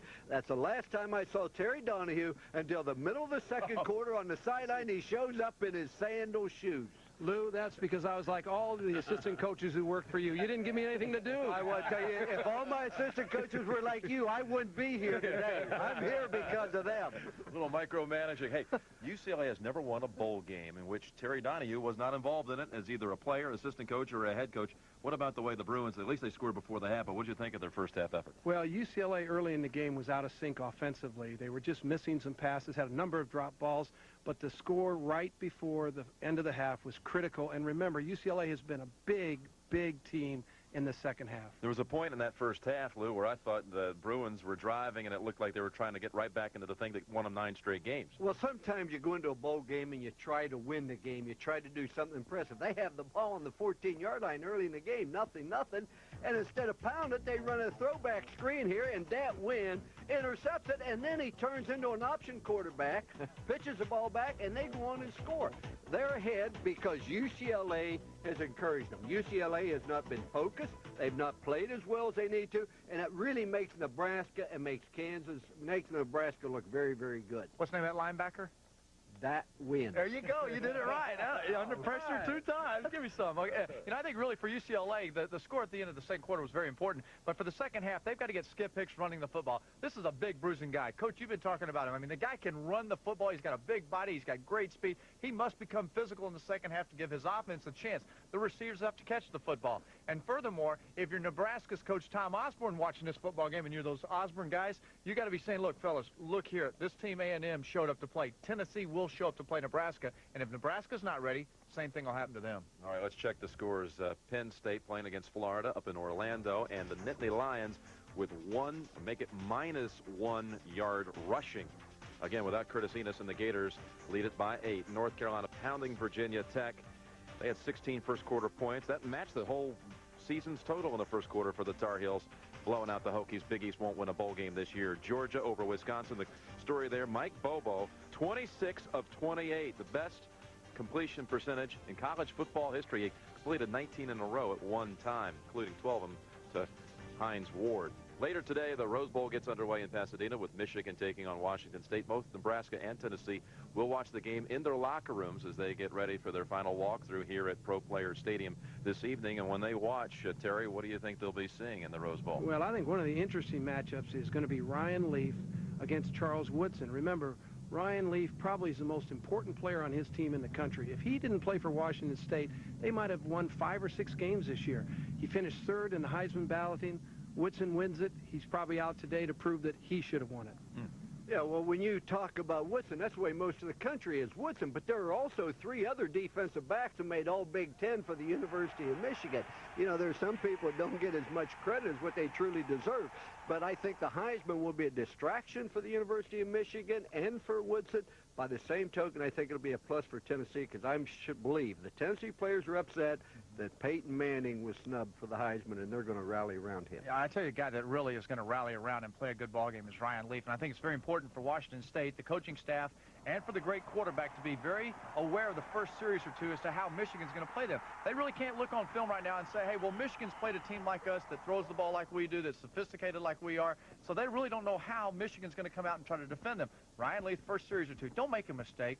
Hand the ball off some, see how they're going to cover you in passes, and then work it for the second quarter on. All right, coming up, I'll look at the man who gives balance to Tennessee's offense, the Volunteers freshman running back Jamal Lewis, when College Football Today continues after this.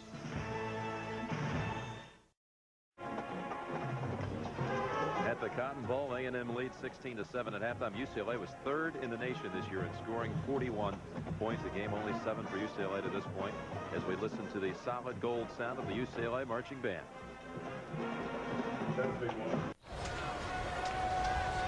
And welcome back. Texas A&M leading 5th-ranked UCLA 16-7 as we prepare for the second half of play. Gus Johnson along with Mike Mayock. Texas A&M in the first half very sharp, especially defensively. Yeah, they've dominated the football game on the defensive side. The first 9 points of the game scored by the defense on a long interception return, and then the safety.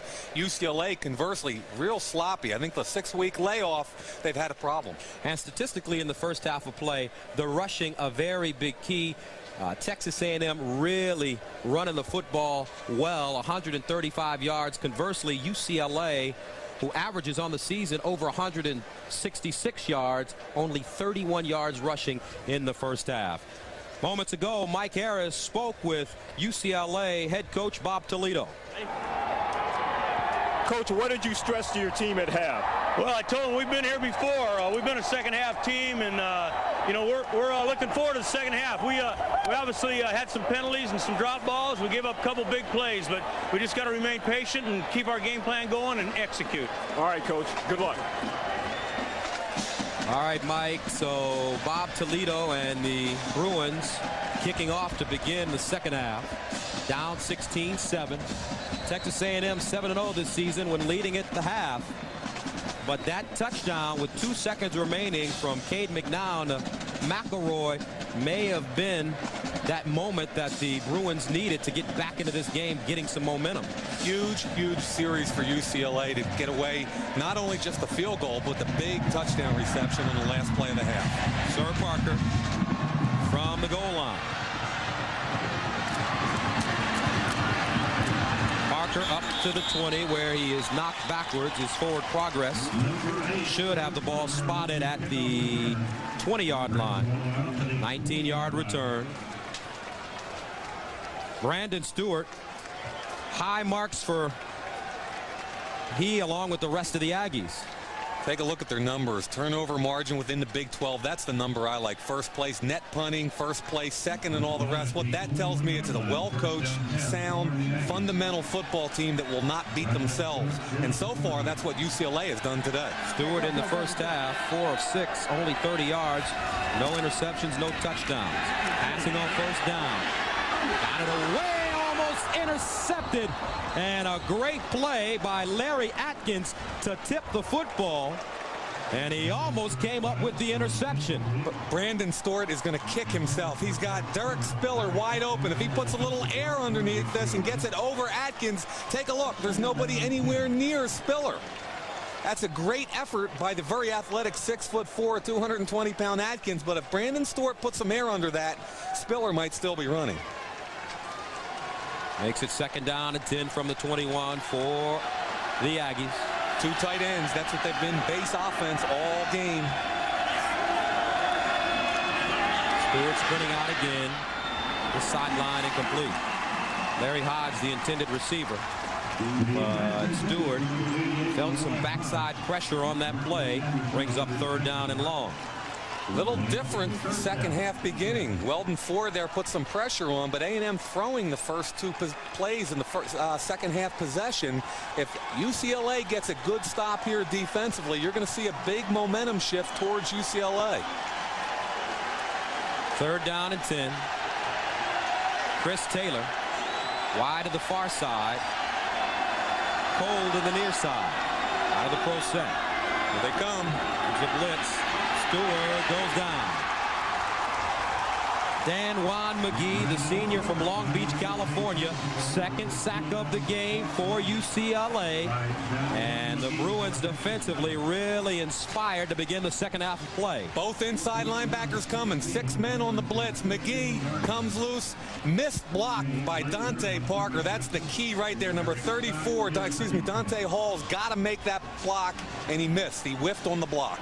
Leckler at his own 1. Eric Scott back deep. Low. Wobbly kick picked up at the 50-yard line. Scott breaks the first tackle, trying to get outside, and he is finally corralled at the 48-yard line. Goes back to the 50. But UCLA taking over with terrific field position. Beginning of the third quarter, down 16-7.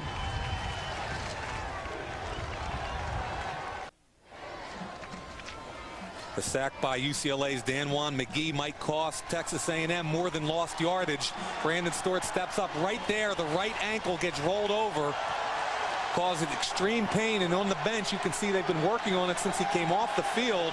So we don't know on the next possession whether we'll see Brandon Stewart or his capable backup Randy McCallum.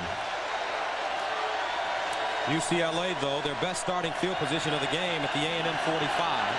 Hicks in motion, empty backfield for McNown. Short drop, underneath, complete. As Farmer makes the catch, and he's wrapped up quickly by Warwick Holdman. There's Stewart. See, it's the right ankle, Gus, so what he's doing is dropping back and trying to see if he can push off it in the drop back pass position. That's the foot he's got to push off is the right one, being a right-handed quarterback. You mean the plant foot? The plant foot, exactly. You're going to be an analyst pretty soon, Mr. Johnson. No, not that. Second down and 5 from the 40. The pitch, Skip Hicks spins, and Hicks is met by a sea of burgundy jerseys. Let's go downstairs to Mike Harris with an update. All right, Gus, what they're going to do is Brandon Stewart is going to sit out the next series, and he's just going to walk around and see if he can shake the twisted ankle off, and then they'll go from there. All right, Mike. Randy McCowan preparing to come into the game. There's Stewart.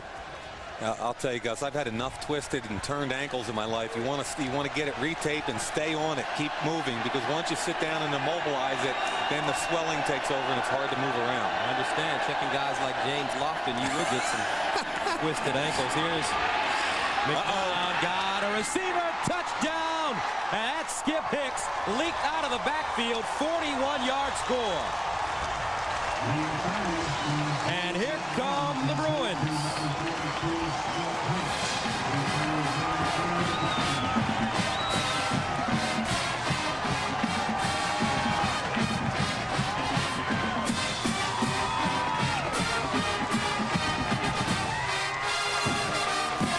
So UCLA, that touchdown with 2 seconds remaining at the end of the first half gave them the momentum, and you can tell by their spirit here to begin the second half that they're ready to play football. No question. Defense came back and stuffed them on A&M's first series, and the offense puts it in the end zone. And the extra point is good. We've got a ball game. This is one of UCLA's favorite plays. They fake it to Hicks and then throw it back to him, hoping to get a linebacker in coverage, which is exactly what happened. It was Warwick Holdman, and Hicks dances into the end zone. We've got a ball game.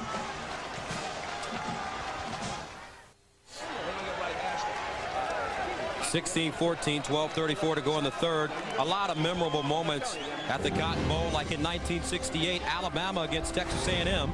Texas A&M's Wendell Housley runs for 20 yards. It's a touchdown, and the unranked Aggies defeat number 8 Alabama. And Aggies head coach Gene Stallings upsets his mentor, the legendary Paul Bear Bryant. Texas A&M winning it 20-16. It's a pretty neat moment right there. Good moment starting to develop in this ball game. UCLA, who at one time down 16-0, got a score with 2 seconds remaining in the first half. They come out in the second half, get a 41-yard touchdown from Skip Hicks from Cade McNown, scoring in 3 plays in 1 minute and 22 seconds, and now trail by 2. And this ball out of bounds and a penalty flag. Now, in that previous touchdown, whenever UCLA gets in split backs, you got to watch this guy because he's going to work off the linebacker right here. That's Holdman. Watch what happens on the drop back pass. Hicks has got a linebacker on him right now. You got to throw the football right now. It's wide open. He's got separation. Holdman almost makes the play, but that's like taking candy from a baby. You got Skip Hicks, who runs a 4.40 on a linebacker. Fourth receiving touchdown of the season for Skip Hicks, and he set a Pac-10 record for touchdowns this season with 54, breaking Charles White's record, which previously stood at 53. And the Bruins trail 16-14. A&M with the ball and a new quarterback.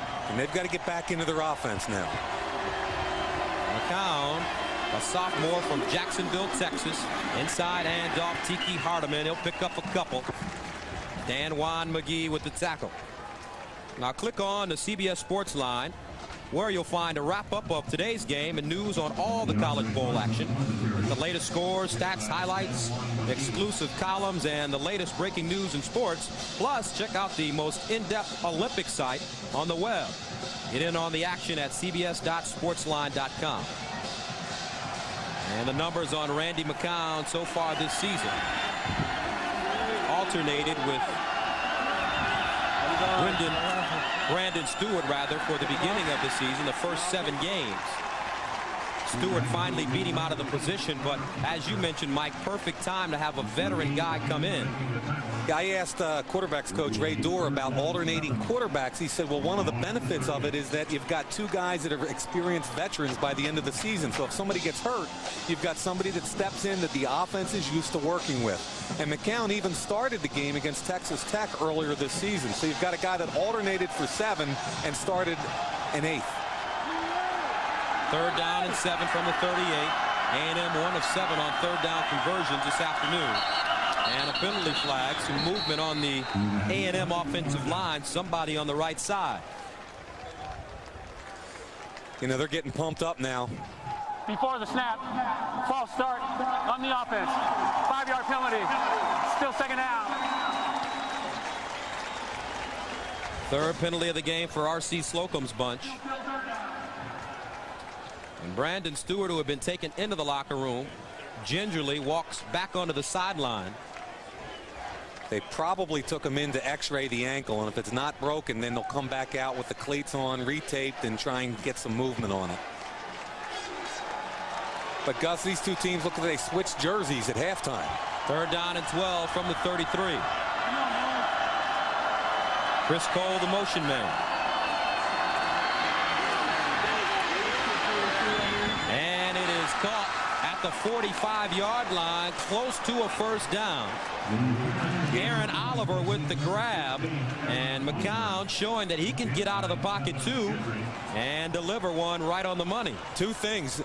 Receiver has got to get deeper so that he gets 1st down distance, and secondly, the ball's got to be thrown a little bit earlier by Randy McCown. Receiver was open earlier. Get him the football so he can try and turn up the field, but a great job staying in bounds by Oliver.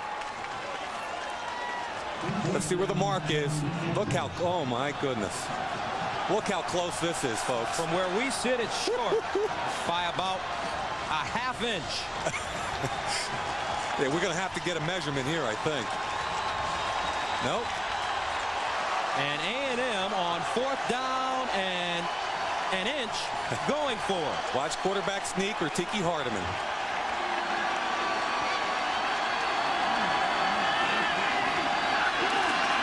And a 1st down.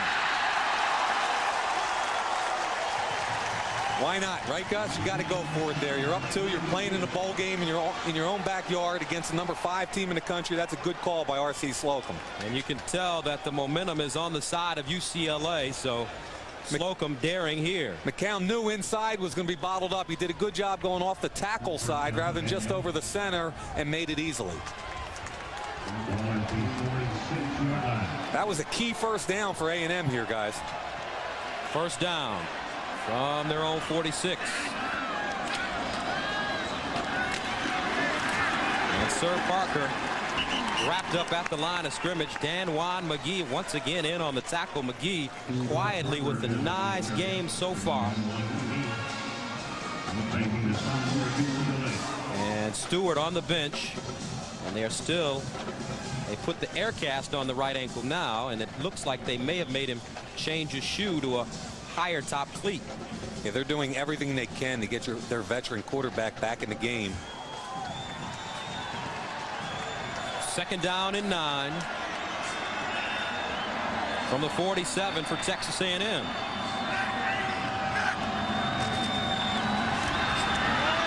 McCown delivers. Nice catch. Chris Cole, the sophomore from Orange, Texas, climbed the ladder, came up with the grab, and he's close to a 1st down. Let's go downstairs to Mike Harris. All right, Gus. Well, they have just put what they call a gel ankle brace on Brandon Stewart's right ankle, and he is just going to see how it feels, go walk around a little bit, and see what happens from there. But at this point, we don't know if he'll be back in the game for sure. Hey, A&M did a nice job on the last play, double tight. They ran receiver Cole all the way across the formation like we told you they would do at the top of the show, and that gave him one-on-one coverage to the wide side of the field with the defensive back. And give McNown credit, he rolled out and hit him right on time. Chris Cole picking up 8 yards on the play. He has 3 catches, 26 yards. And just a terrific game plan so far by R.C. Slocum's bunch, but you can feel UCLA coming on. Inside handoff, Tiki Hardeman. Good hit. Nowhere to go. Good hit. I believe his forward progress will give him the 1st down, though. But before this game, during practices and meetings, you talked to the UCLA coaches, Mike, about changing the image of this UCLA team, becoming more of a physical ball club.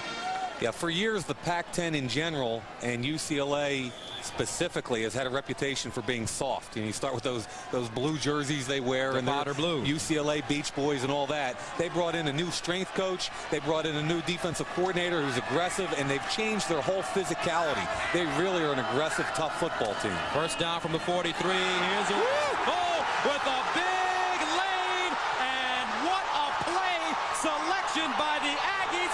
Touchdown.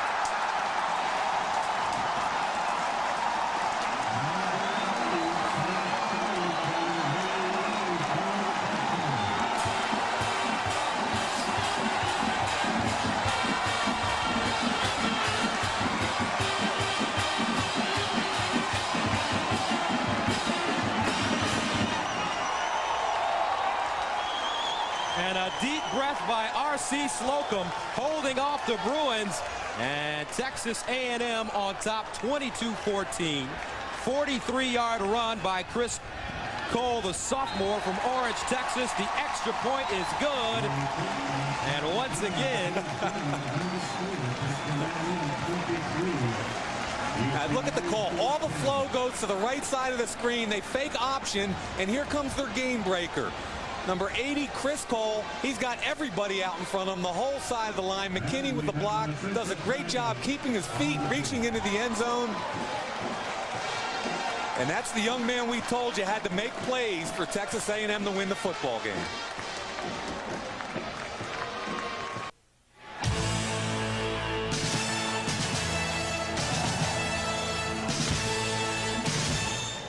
Welcome back to the Southwestern Bell Cotton Bowl, where the Aggies are leading UCLA 23-14. With me is Southwestern Bell Regional President Tom Morgan.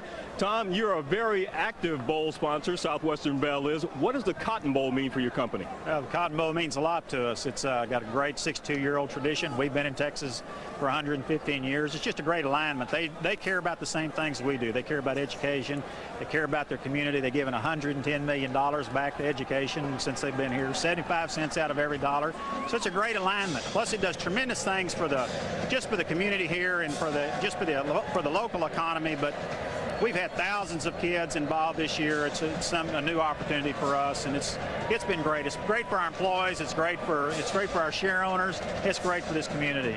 Well, we know you have a Texas connection for sure, but you also have a California connection with UCLA. We've got a great California connection. We probably have half of our employees out there with Pacific Bell, and I'm sure they're rooting for UCLA today, and they've got a lot to root for. They've got a great team. They've been great guests here along with the Aggies. We just had a great week with people from California.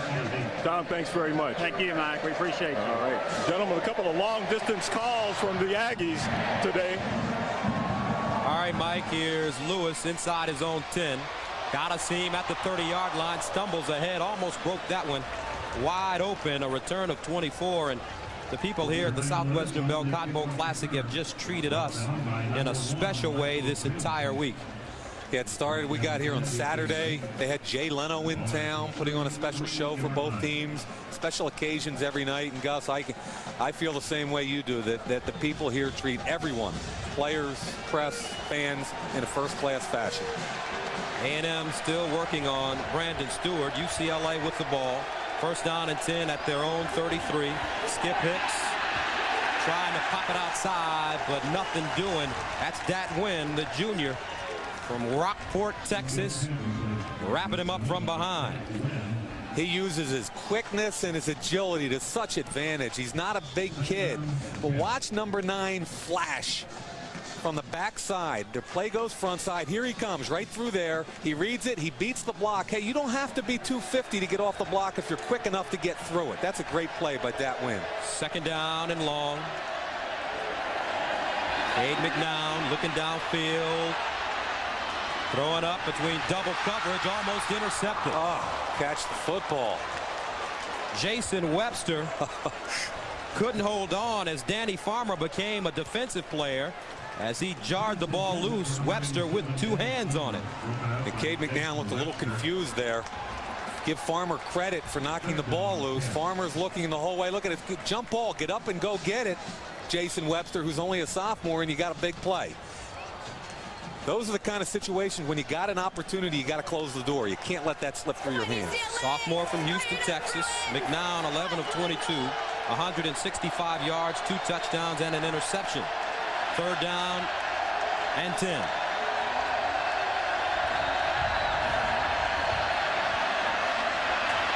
Underneath, incomplete. Ball intended for the freshman, Holly Dixon, and UCLA comes up empty. Oh, he's frustrated too. McNown's frustrated. A&M's doing a great job in the secondary, and the coverage by Curry was excellent on that play. Look at him. He's talking to his offensive coordinator, Alan Borges, saying they got to go this way, they got to come under. What are we doing?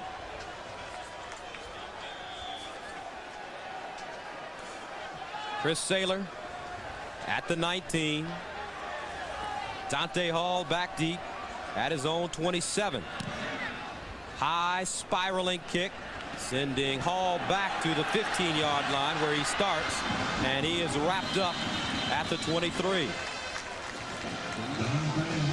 7 minutes, 28 seconds remaining in the third quarter. Aggies still in control.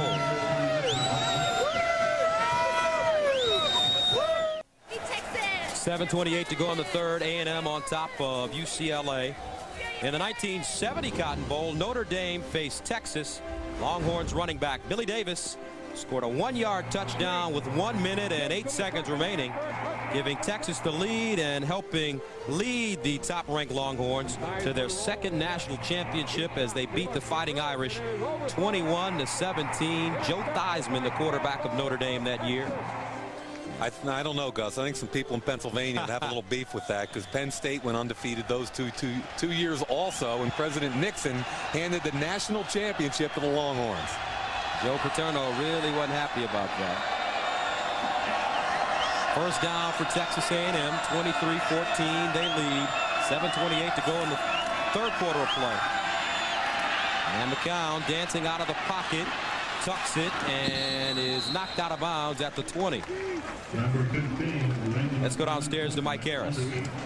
All right, Randy McCowan's playing so well right now for A&M that they aren't in any kind of hurry to get Brandon Stewart back in there. His ankle, his right ankle, heavily taped right now, and they're not sure if it's an ankle injury or an Achilles injury. So they're trying to cover for both. If it's the ankle, that's one thing, but if it's an Achilles injury, that's something else. So they're trying to guard against both things right now. All right, Mike. Second down and 13, a loss of 3 on the last play for McCown.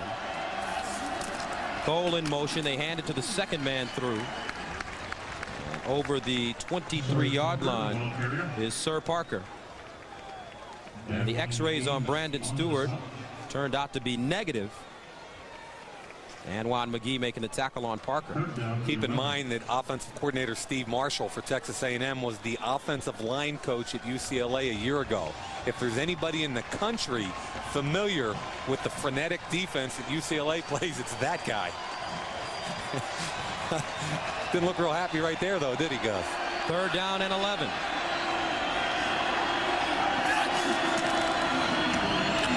And this time the Aggies remaining conservative. They'll be well shy of the 1st down, and the punting unit comes back onto the field.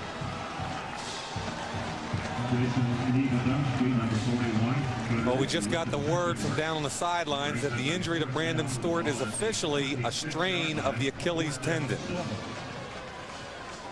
And that's an injury where a strain you can come back from in a few weeks, but you don't want to snap that tendon. It's painful, and it's a long time consuming process.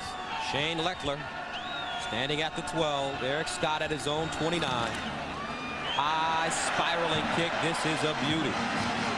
Scott at the 25. Hurdles one defender. Trying to break it outside and is swung out of bounds at the 35-yard line.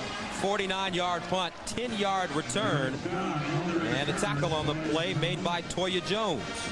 Don't forget, tomorrow night, 8 o'clock Eastern time, it's Nebraska and Tennessee from the Orange Bowl on CBS Sports. And the AP Top 10, Michigan playing Washington State today in the Rose Bowl. Nebraska and Tennessee, number 2 against number 3, and number 5 playing right now. Florida leads Penn State in the Citrus Bowl, North Carolina, Washington State, and so on. UCLA taking over. 1st down and 10 from the 35. Delayed handoff, Skip Hicks. Plenty of room as he stumbles forward to the 40-yard line, and he gains 6 on the play.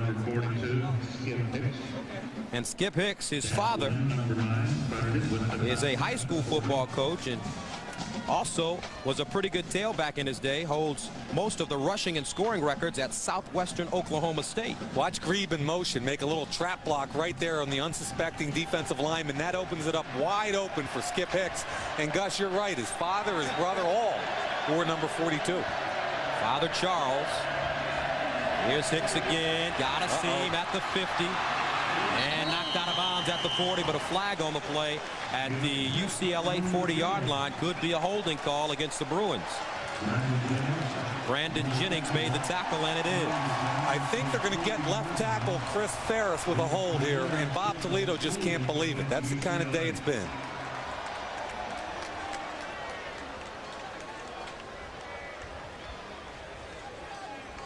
Holding on the offense. 10 yards from the spot of the foul. Repeat, 2nd down. Frustrating day. Sloppy first half. They've played pretty well in the second half. They make a big play, and what happens? Your big 6'9", 300-pound tackle gets called for holding. 5 penalties, 47 yards for the Bruins. But UCLA really, they have the ability to score points in bunches and quickly. With this high-powered attack, McNown rolling across his body, complete at the 40-yard line. It's McElroy, and you can see the burst after the catch all the way up to midfield and a 1st down, gain of 20. That is the guy that can get the football in the end zone in a hurry. And this whole UCLA team averaging 41 points a game, as Gus just alluded to, they really score quickly. Look at that. When you talk about big plays, coaches talk about 20 yards or more. 68 of them in an 11-game season is almost unheard of. And look at these drives. The defense doesn't even get a chance to rest. 12 touchdown drives under 30 seconds. 1st down from the 49. Hicks, and nowhere to go. Number 43, Warwick Holman, along with Jason Webster, combining on that left side, and both of those young men have played nice games today. I've been really impressed with Holman's game. He's had a couple sacks. He's really hung in there tough against run. His Texas A&M defense, Gus, we talked about the beginning of the game. A&M wanted to go between the tackles because of their quickness. They felt like they could beat them up physically, but that hasn't happened. You cannot say enough about Mike Hankowitz's preparation for this game on defense. Here's McNown down the field. He's got Farmer. A flag is on the play. The catch stands, but let's see the flag. They're going to have interference call, I believe, on Jennings. Brandon Jennings covering, but did Farmer push off? I think Farmer made a heck of a catch. And it's against A&M. That's a heck of a catch. Farmer is 6'3", 210 pounds, and plays on UCLA's volleyball team. So you know he's got a little hip. On the defense, 15 yards from the previous spot. Automatic first down. You know, because he plays volleyball, he's got a little hop. Check him out here. Vertical leap. That's, I don't know. It doesn't matter whether he came down in bounds or not because they call the penalty here. Good job by Jennings trying. Look at the catch there. That's just a great catch. And Farmer, who dropped a couple in the first half, make it up with a catch like that. The left foot hit down, then the right foot came in. That's a great look at it right there. I thought the defensive back was just making a good play on the football. It didn't look like interference to me. First down and 10 from the 37 for the Bruins. They trailed this entire game. Here comes the reverse pass. Farmer down the field. They're going to call him. Incomplete. There was contact on the play. No flags, however. Farmer wants it badly.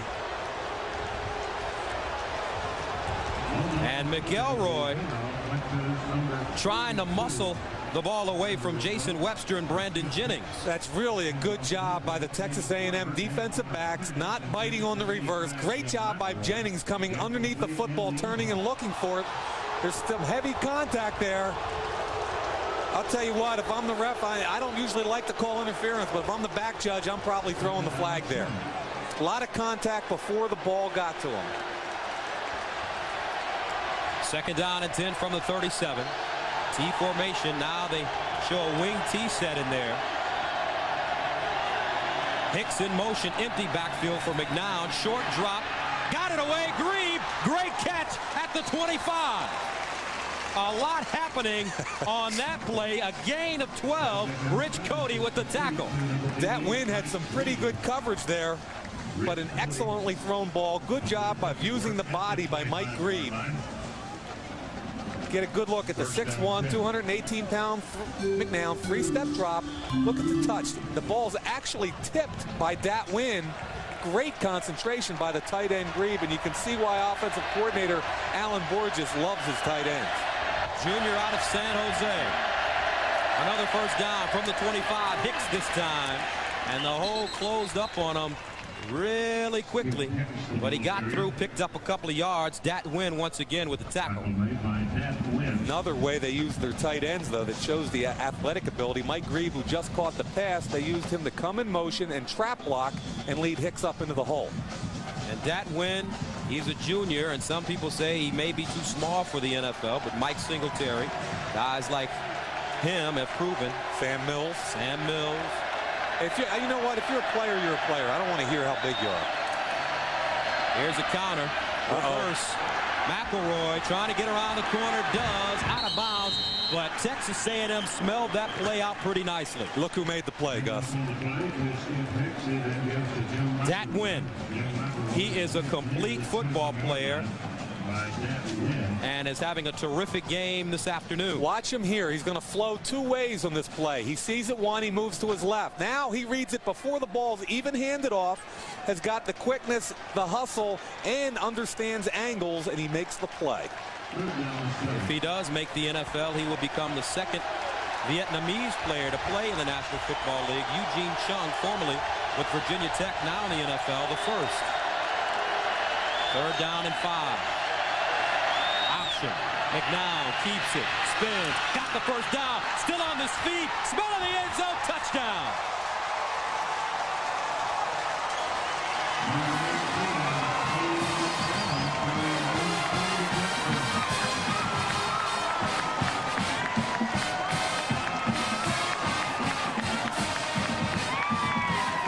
So Cade McNown makes it a 23-20 game. We got a ball game. He did. On his cutback, he made two of their better tacklers miss him. Rich Cody, the strong safety, and Dat Win, the linebacker, both had a chance to make the tackle for about a 3-yard gain. And to the credit of Cade McNown, he busted the tackles. And the extra point is good. A lot of people compare Cade McNown to Steve Young as the rain begins to fall here at the Southwestern Bell Cotton Bowl in Dallas, Texas. But according to his coaches, McNown not as fast as Young, but stronger and able to break more tackles. You saw it on that play. Yeah, this was a blitz off the corner by A&M. They brought Sean Horn, their nickelback, off the corner from the top of your screen. But watch McNown down the line option. He cuts in right here. Two people miss tackles. Now he cuts it all the way back across the green. He's got good feet, and he's a great athlete. From the right side of your screen, down the line option. Cuts back. Cody misses the tackle. Datwin misses the tackle. Great block inside, and he cuts it back all the way. That's just an innate athletic ability. The 62nd Southwestern Bell Cotton Bowl Classic from Dallas, Texas. I'm Gus Johnson along with Mike Mayock and Mike Harris. And the UCLA Bruins down at one time in the first half of play, 16-0. Got a big touchdown. Cade McNown to Jim McElroy with 2 seconds remaining in the first half. That was the momentum builder they needed. And in the second half, you can see that the momentum is in their favor. They trail 23-21 right now. But let's see how A&M responds now. The last time it looked like everything shifted towards UCLA. All of a sudden, they came back on the reverse, the fake option. Texas A&M made the big play with Chris Cole. Let's see how this young A&M team responds to this adversity. The scoring drive, 8 plays, 65 yards, as they held it for 3 minutes and 8 seconds. And a short kick popped up. Takes a bounce, and it's picked up luckily by Texas A&M. Toya Jones, who is a backup safety on the kick return team, caught that ball and held on. And that was a planned kick by UCLA there to pop it up like that and see if Eric Whitfield could get to the football before Toya Jones. 2:36 to go, 23-21. Brandon Stewart on the sidelines, the starting quarterback for Texas A&M. He's got a strained Achilles tendon in his right leg. His backup, Randy McCown, a sophomore from Jacksonville, Texas, has been in there replacing him, has not made any mistakes so far. To the far side, it's complete. Cole lost it, got it back, and somehow hung on as he's tackled out of bounds. Wow. I like the call, though. They split their tight end wide. They faked belly and threw back to the big play guy, Chris Cole. Cole's lucky he gets the Sunday hop here. Check it out. Good catch. Tries to break the tackle of Marcus Anderson. There's the football up in the air. Recovers it before Brendan Badejo. I apologize. You know, Gus, I practiced that thing all week, and I blew it the first time I used it. That's all right. Brendan, a junior from Santa Cruz. Second down and 4. Here's Dante Hall, and he is wrapped up by Marcus Anderson, a freshman from Long Beach. Dante Hall close to the first down. It looks like he got it. And the game summary, 23-21 our score. Texas A&M with 9 defensive points, all in the first half of play. But look at the total yardage now. UCLA starting to have their numbers go up, 256 to 232. 5 sacks by A&M, 3 by UCLA. How about A&M running for 183 yards, though? That's a great effort by that offensive line of A&M. First down from the 29 for the Aggies. Inside handoff, Tiki Hardeman, and touchdown Tiki. Up to the 34, gain of 5. Weldon Ford with the tackle. Brandon Stewart, who's only a junior, still trying to run off that strained Achilles tendon on his right leg. And those Achilles injuries are really, really tough injuries to bounce back from. And he's their starter for next year, and I can understand their caution.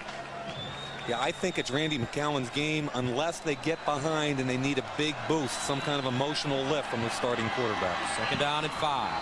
Here comes the blitz. Dante Hall trying to find a hole at the line of scrimmage, but nowhere to go. Brian Wilmer, the senior from Fullerton, California, who's already completed his education, his undergraduate degree, and is getting his master's in education with the tackle. And we talked to him yesterday, Mike, and he said that he'd like to go into administration, possibly becoming a principal. I like so we kind of nicknamed him the principal. I think he liked it, too. He did. Kind of looked like Schwarzenegger in that movie. And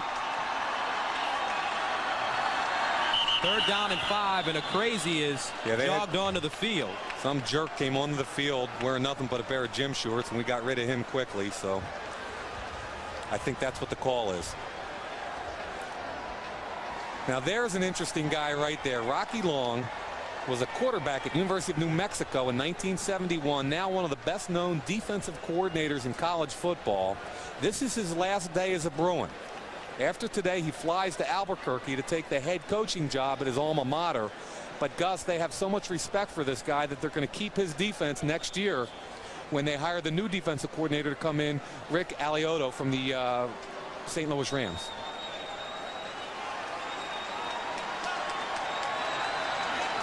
Third down and 5 for Texas A&M from their own 34. Play action. McCown underneath, and Hardeman just couldn't hang on. He had a first down. The ball underthrown. It would have been a tough catch. And Texas A&M turns it over. UCLA will get it back. This is a tough play to make, but you got to make it. McCown's got to make a better throw. That's a great effort right there by Hardeman. McCown has got to make a better throw than that. He had time to get rid of the football, and gosh, you saw where he fell. It would have been a first down. Shane Leckler at the 20-yard line. Eric Scott standing deep at his own 17. High short kick. Scott comes up. Let it go. Ball picked up, and it looks like it's recovered by A&M. A flag is on the play.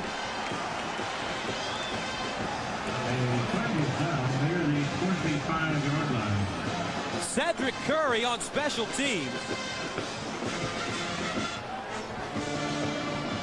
And let's see how it unfolds. UCLA indicating that they will retain possession.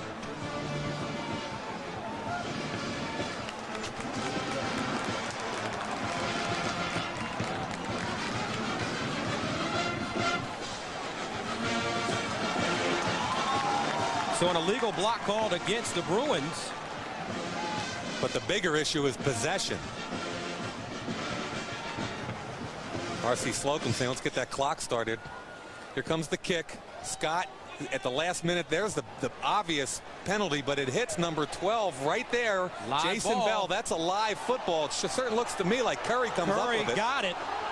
I mean, come on. That's unless he. Let's see what they say. Illegal block in the back on the receivers. Half the distance to the goal. First down. A curious call. Now, the call's correct, but where's the possession? Okay. Number 12, you'll see him from the left side. That's obviously a push in the back. Now the ball's going to land, hit him in the leg. We've got a free football at this point right now. Now look at Curry. Cedric Curry is going to dive in right there. He's the first one of the football. Unless Jason Bell wrestled it from him, that should be A&M's ball. Yeah, that's a loose ball. First down and 10 from the 10-yard line for UCLA, and earlier in the quarter, UCLA with a call that went against them, and in terms of these penalties, they usually even out as the game goes on, and you saw one right there. Tell that to the coach who it went against, though. Now, we can't say that for sure because the ball could have been taken back by Jason Bell in the pile there.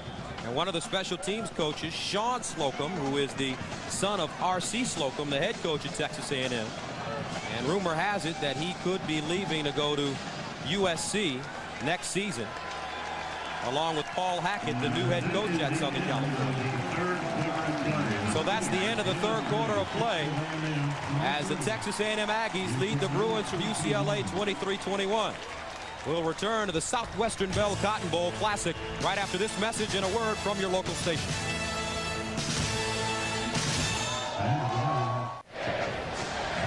Controversial play at the end of the third quarter on the punt return. Jason Bell, the ball hits him in the leg. That's free. It's a loose ball. It looks like Cedric Curry gets it, but watch him fight underneath. Bell, number 12, still fighting for the football, and apparently he took it away from Curry, hence the possession stayed with UCLA. Hey, Richmond, California, y'all. So the Bruins take over. Second down. McNown faking the pitch, rolling, buying time, turns it upfield and is tackled from behind by Brad Crowley. Number 18, the quarterback, McNown. But McNown close to the first down. Once again, coming up tomorrow night, the Federal Express Orange Bowl on CBS Sports. 8 o'clock kickoff time. Amon Green, Peyton Manning. Let's not forget our buddy, Gus, Jamal Lewis at tailback. He's an exciting freshman, and I think he's the guy that really has gotten Tennessee over the hump this year. You always knew you had Peyton Manning, but he's the guy that got in behind that offensive line and made a huge difference. And also an unsung quarterback, Scott Frost from Nebraska, has had a terrific season. I agree. Throwing for 1,000 yards, also rushing for 1,000 yards. The first player in the history of Nebraska football to do that. Yeah, he's got a bum rap. He might not be Tommy Frazier, but man, is he good. Third down and short. The option. McNown turns it up and picks up the first down. Option has become a big play for UCLA all of a sudden. They run option for touchdown, and then in a key third down situation, they come back and make it on 3rd and 4. Cade McNown's a good enough athlete to run down the line option. But watch number 9, that win. He's going to flash and try and steal the football right there. He's on the football trying to strip it. Cade McNown holds on to it.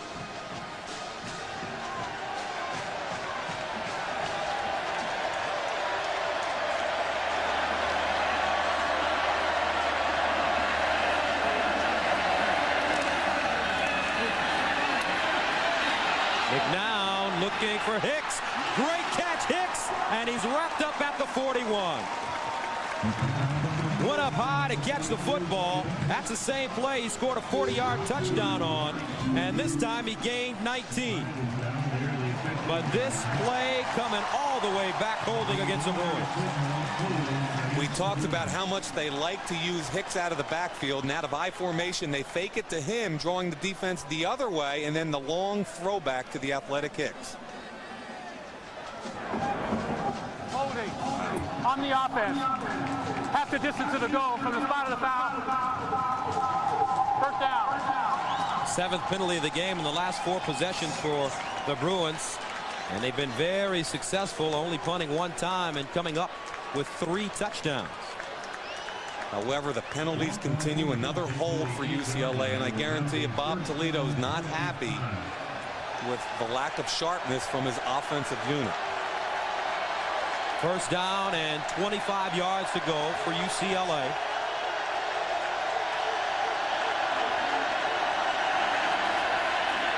McNown in trouble again.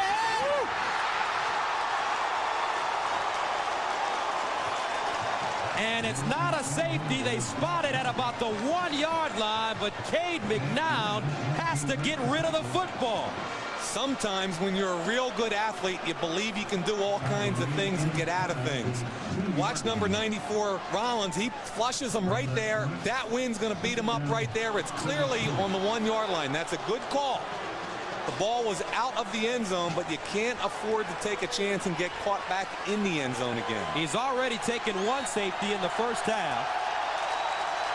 6th sack of the game for the Wrecking Crew. 2nd down and 32 for UCLA from their own 1. Here's Hicks in the backfield. Hicks barely got out of the end zone.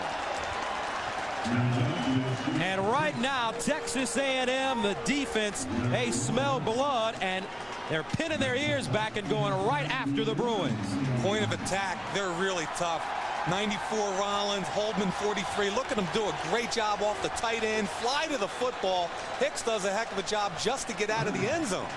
And Rollins, the senior from Houston, Texas, also coming up with a terrific game. This entire Texas A&M team, their defense has kept them in this game. They're winning a football game for them. Yeah, they're an undersized defensive line that just hustles and flies to the football. 3rd down and 32.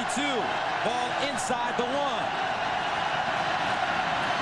McNown underneath. It's caught. Holly Dixon, the freshman, and he'll give UCLA room over the 25 up to the 26, a gain of 26 yards. I give Cade McNown real credit. He's had a tough game. He's been hit all over the place. He stayed in, threw the football under some pressure, and a good job by the freshman, Polly Dixon, running a post cut. Jennings, number 30, you got to make the tackle here. If you're the free safety, you can't overrun that play. You got to make the short tackle if you're in the middle of the field. So Saylor at his 12-yard line. Low spiraling line drive kick. Dante Hall back, picks it up at the 27. Got a great block. What a block by number 27 for Texas A&M, Jeff Wilson, as he just tattooed a UCLA Bruin. I've been watching him on special teams all day. He killed Damian Allen. He knocked Damian Allen into about the 5th row. Watch what happens. 27. There's number 20, Damian Allen. Watch 27 just laying in the weeds. Bang. That's called an ear hole. When you get him in the ear hole, you got a big hit, and that's exactly what he did. Shades of Quentin Coriat doing that years ago for A&M.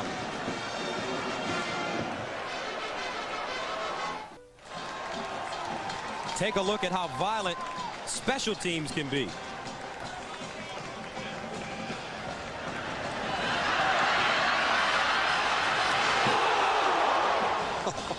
Jeff Wilson coming up and crushing Damian Allen on special teams there.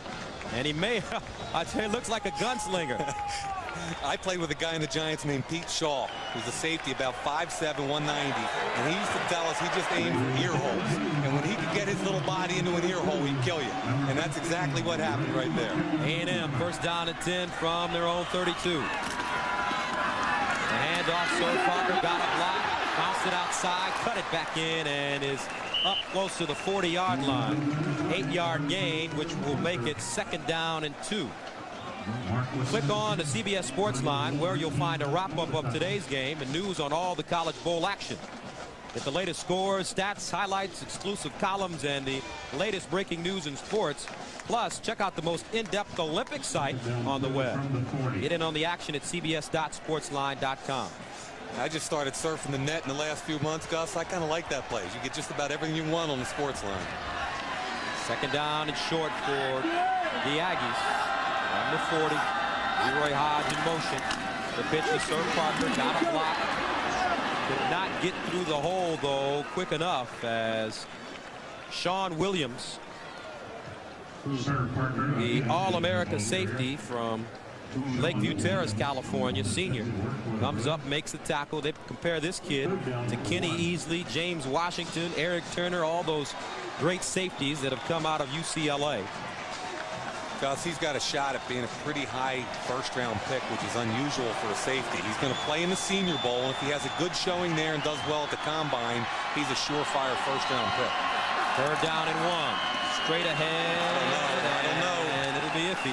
I don't think he got it. The mark here is critical. They've got to get beyond the 42-yard line, and I don't think he gets there.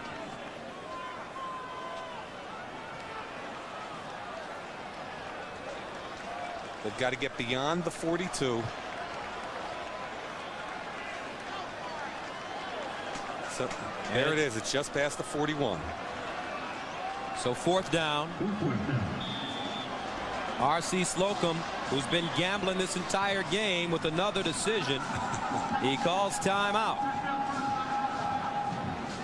So what do you do here, Mike Mayock? I'm punting it away. I'm trusting the wrecking crew. We'll see right after this.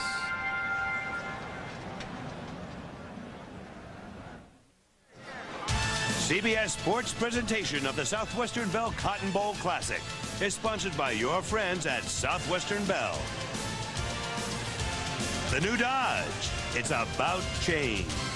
And by Burger King and the new Burger King fries. They're hot, crispy, and delicious. 9 minutes, 33 seconds remaining in the 4th quarter play. Texas A&M leading UCLA 23-21, getting ready to punt. On 4th down and about 6 inches.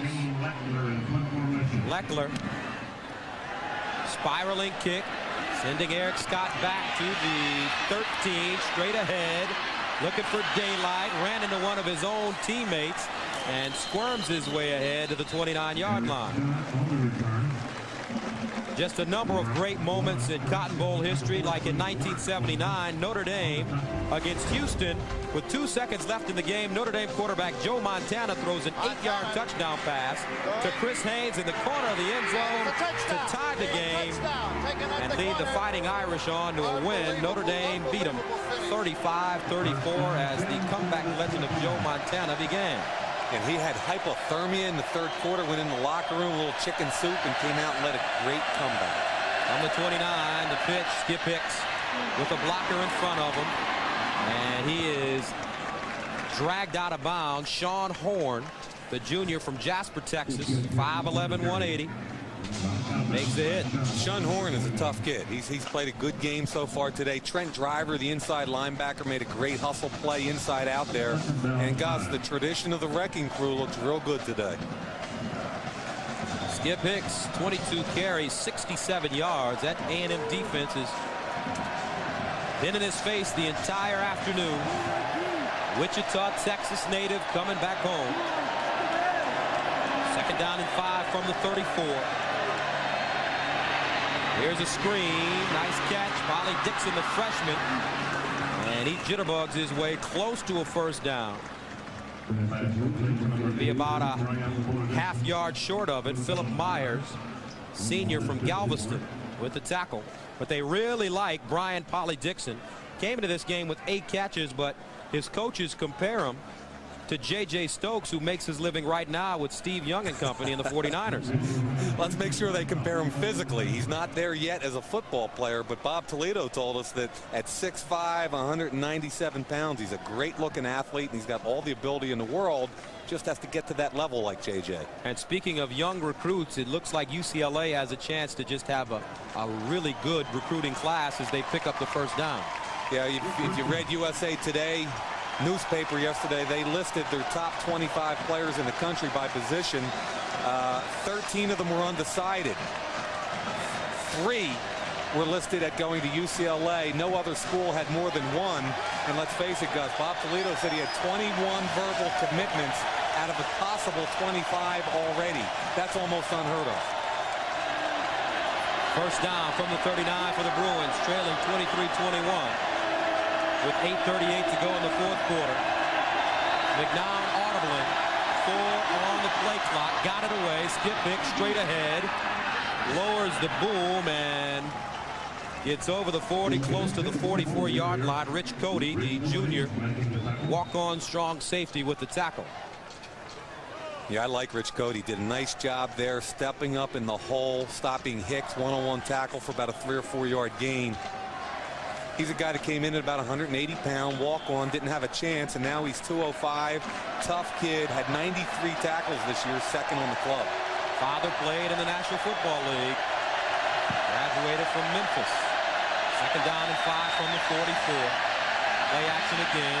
McNown going downtown. He's got a wide open receiver. Wow. And what a play! Brandon Jennings somehow coming all the way across the field to break up that pass. And 2 points. Number 1, it was a poorly thrown football. If he lays it out there further, it's a touchdown. Watch the hitch. Sean Horn jumps on the hitch. He's beat. Now watch Jennings. He just accelerates to the football, makes a great play. He doesn't even look back. Look at the play he makes. He's going to make the hit simultaneously with the ball arriving. That is a big-time football play by Brandon Jennings. And he did exactly what his head coach tells him, R.C. Slocum. If you're beat, you get to the player. Don't even look at the football. 3rd down and 5 for UCLA. McNown. It's caught. First down. McElroy with the catch, stepping out of bounds at the 46-yard line. Gained 11. And McElroy starting to turn it on in the second half. Good job. They brought 3 receivers in a tight bunch at the snap of the football, and then they bring McElroy back underneath. You can see him working across the field. Good job by McNown, waiting for him to come open, dropping it to him, and it's a first down. McElroy, 5 receptions, 84 yards, and a touchdown. UCLA keeps their drive alive, down by 2. 7:42 to go in the fourth quarter. Skip Hicks. And Skip Hicks down the sideline. Great play by the UCLA offensive line. That was the biggest hole of the game, one of the biggest holes of the game for Hicks as he picked up 16. Got a good block from his wide receiver that springs him on the crackback block from the right side of the screen. Hicks he does a great job gliding, waiting for the hole to come over, and now he accelerates. I'm really impressed by his patience.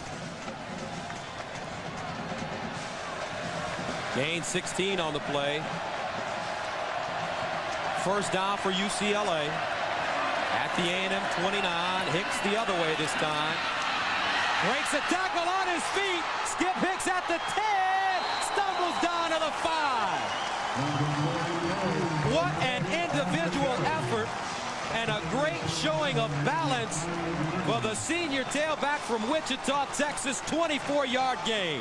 And they've got a little bubble offensively with 3 tight ends, Greed, Pierce, and Ryan Neufeld. And there's 40 Neufeld. They have 3 tight ends. He gets right in behind them. That's a pure power set. Breaks a tackle. Good job by Jennings to bring him down and prevent a touchdown. 25 carries, 111 yards for Hicks. And look, they got the big offensive lines, got it going. Cody misses the tackle. Hicks does the rest. UCLA knocking on the door, down by 2. The reverse, Neufeld, the backup tight end, touchdown.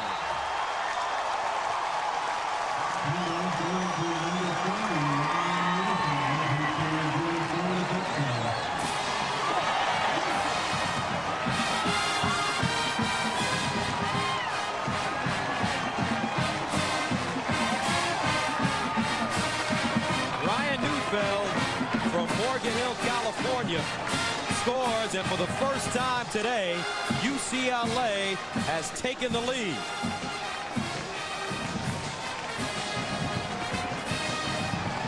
A little confusion, players late getting out onto the field. So UCLA on top, 27-23. They trailed 16-0. But that touchdown with 2 seconds to go at the end of the first half of play turned out to be the difference. And look, they're going to go for 2. A&M showing blitz. McNown, quarterback draw. Got it. Great call. Puts them up 6 and a touchdown.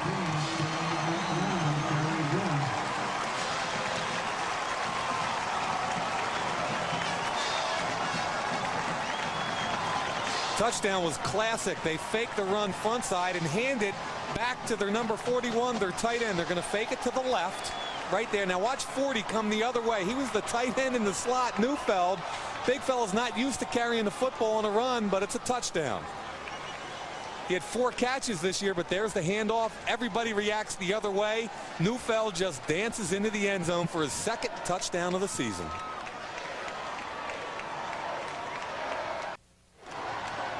UCLA takes the lead 29-23 behind the running of Skip Hicks, 111 yards on 25 carries. In the game summary, Mike, what do you see that jumps out at you? Rushing yards obviously dominated by Texas A&M with 202 yards. Look at that win. We've talked about him all day. He's had a huge day, as has had that fella right there, Skip Hicks. Coming back to Texas, Skip Hicks, coming out of high school, nobody wanted him here. Texas A&M, all passed, and he had to go to California. His star has continued to rise today as well. Sir Parker at the 20, broke a tackle. Sir Parker still on his feet and is finally dragged down at the 31-yard line. A 27-yard return for Sir Parker. And this quarter, the total offense, UCLA completely dominating, Mike. Yeah, I think they've scored on 4 of their last 5 possessions, and that graphic obviously reinforces it. Fellas on the UCLA bench have a little more fun than they were in the first half, huh?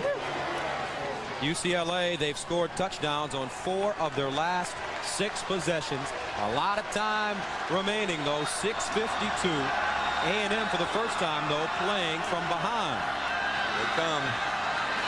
And McCown got it off. intercepted.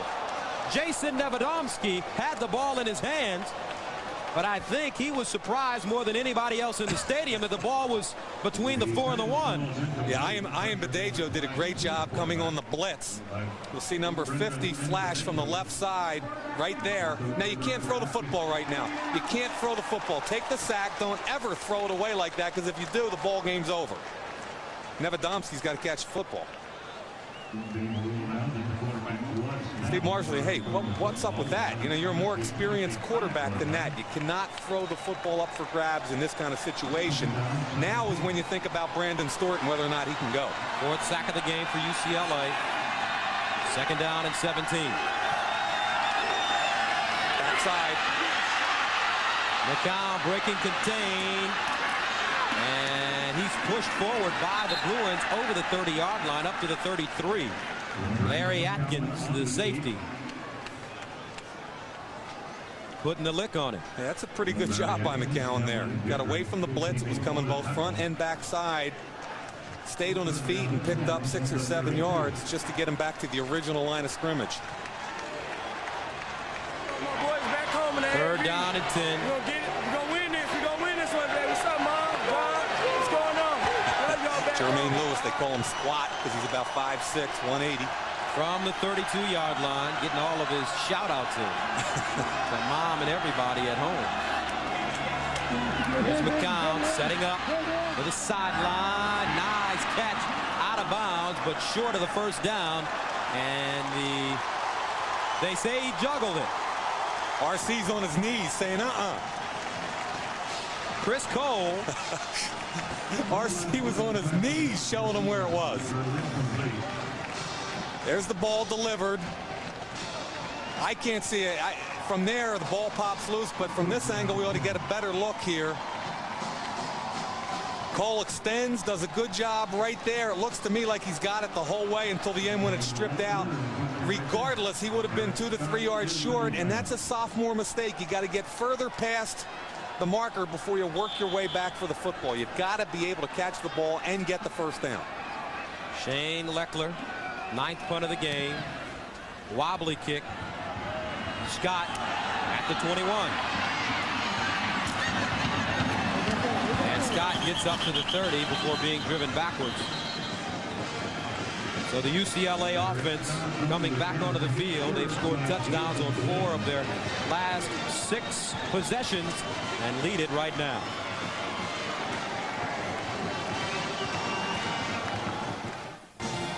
And the Texas A&M defense, who's led the charge the entire game. Really, they need a big stop right now. Time working against the Aggies. Well, they need a magnificent 11 right here. They need to make a play. 1st down and 10 from UCLA from their own 30. There's the corner blitz. They get it to Hicks, breaks it back. Hicks at the 40, trying to get outside and is over the midfield line inside A&M territory. A 22-yard pickup by the All-America. Gus, you called that just right. Strong safety Cody came on the blitz. He got buried by the fullback, and that opened it wide open for the tailback, Skip Hicks. Right side of the screen, get the block, and here's the cutback right there. Good job by Hicks. He's going to take it back again.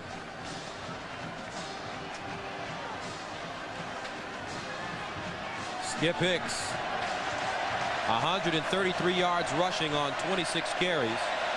1st down and 10 from the Aggie 49 for UCLA. Jermaine Lewis, the scat back, and he breaks the tackle, refuses to go down, and picks up about 5, so squat as they call it. Tackled by Brandon Jennings, all 5'7", 180 pounds. Well, he's listed at 5'7". Alan Borges, the offensive coordinator, started laughing when we said he was 5'7". He said he's barely 5'5", but a great change of pace for the UCLA offense because of his quick burst. Picked up 6 yards, 2nd down and 4. Danny Farmer wide to the far side, double tight ends for UCLA. The pitch to Hicks, following his blocks, and he stumbles ahead to the 40-yard line. He needs to get to the 39 for a 1st down. I think Alan Borges has found something he's finally hanging his hat on, and they're using 3 tight ends to the wide side of the field and then going toss sweep to skip Hicks. They've been doing it since late in the second quarter, and it's worked out tremendously well. And you have to compliment the UCLA coaching staff. Coaching is about being able to make adjustments, and that's what they did at halftime, and it's really been in their favor since. I agree, Gus. They've done a great job, especially when the emotion goes against you like it did early in this game. 3rd down and 1 for the Bruins. Skip Hicks the deep back. They give it to him. And it looks like a first down. Dat Nguyen coming up to plug the hole up. We've got to get to the 39-yard line, so once again the mark is critical. And I don't think they gave it to him. Yeah, they've got about a half a yard, Gus. 17 tackles for Dat Nguyen, 12 solos, which is a Cotton Bowl record. So 4th down and 6 inches. Now, everything in my body tells me they're going to do quarterback sneak or run a power play, but wouldn't you love to see play action? Throw the football, try and put the game away right here. And they need to get to that hash mark in the front of the football for a first down.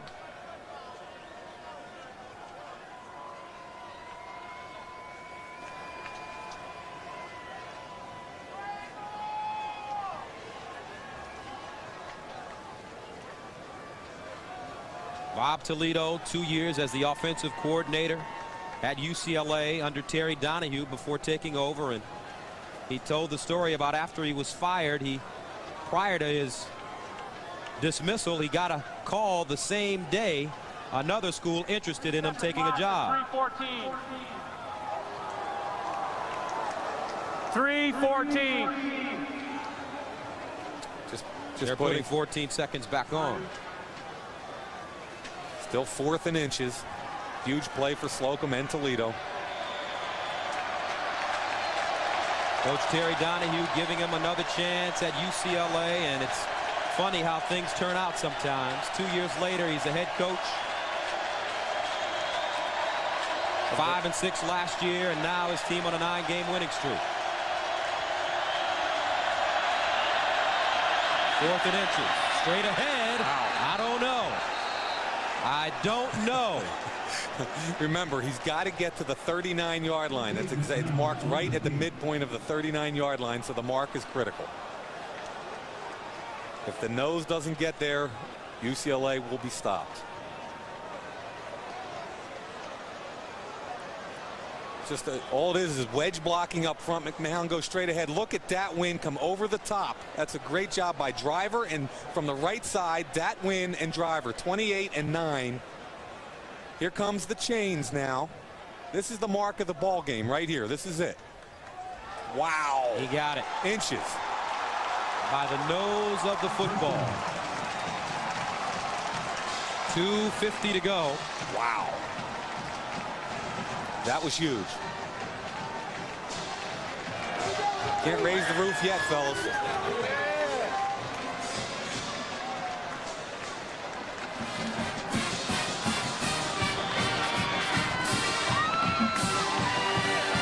Texas A&M's going to have to take some chances now.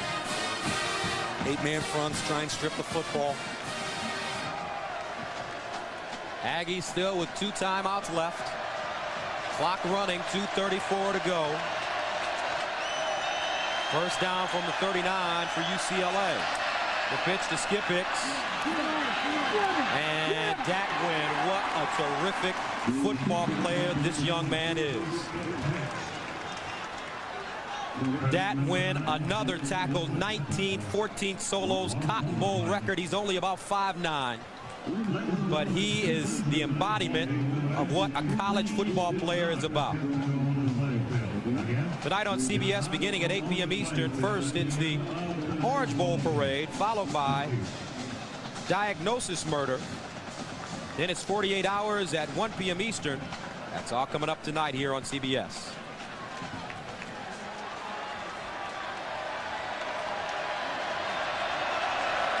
Second down and 14 for the Bruins.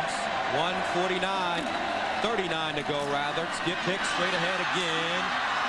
And he picks up a bunch close to the 30. Brandon Jennings with the tackle. But more importantly, the clock continues to run, and you have to wonder when A&M is going to call timeout, and they finally do. Yep.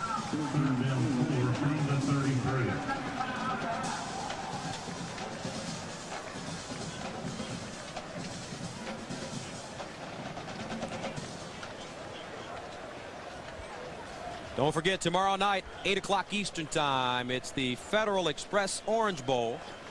Nebraska and Tennessee, the number 2 and 3 teams in the country, and depending on what happens tonight at the Rose Bowl in Pasadena, Michigan and Washington State, this could be the matchup of the national championship if Michigan loses. And there is a possibility Ryan Leaf and that Washington State team, really a good football team, only one loss on the season.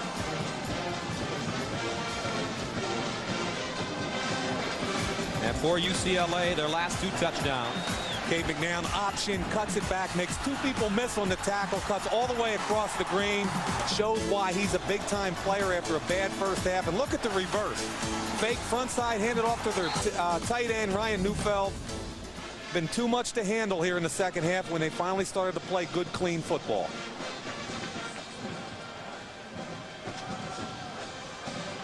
Texas A&M only 1 timeout remaining, 1:23 to go. 3rd down and 4.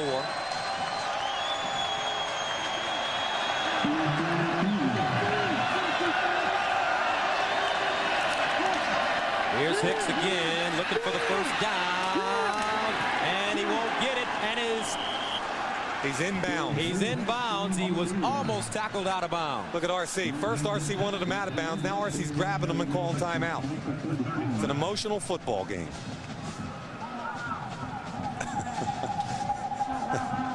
No more timeouts for R.C. Slocum and the Aggies. And Dat Nguyen, who's really left everything on the field this afternoon.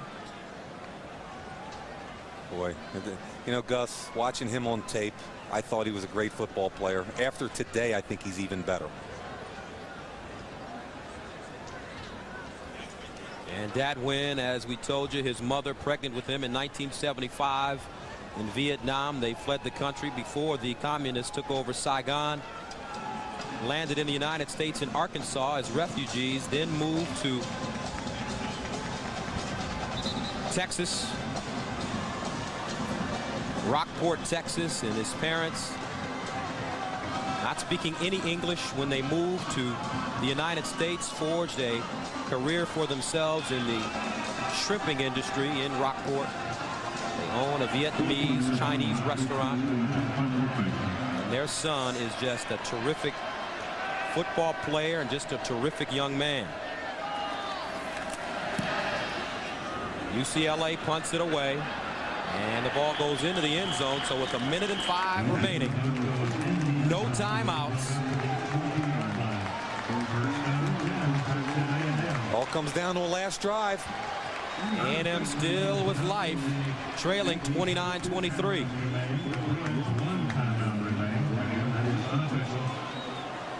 Quarterback is still McCown.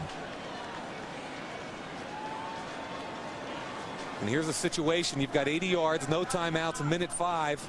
You've got to get the football vertically down the field and call 2 and 3 plays in the huddle. You've got to make use of the out of bounds when you can, but eventually you're going to have to hit a deep dig or in route over the middle to eat up a gob of yardage. 80 yards standing in the way for Randy McCown, the backup quarterback from Jacksonville, Texas. Fumbles the ball, picked up. And that's not the way you want to start the drive. We got to hustle now, A&M. You got to get back to the ball and snap it. Let's go. Clock still running, 52 and counting. McCown calling the play at the line of scrimmage. Out of the shotgun.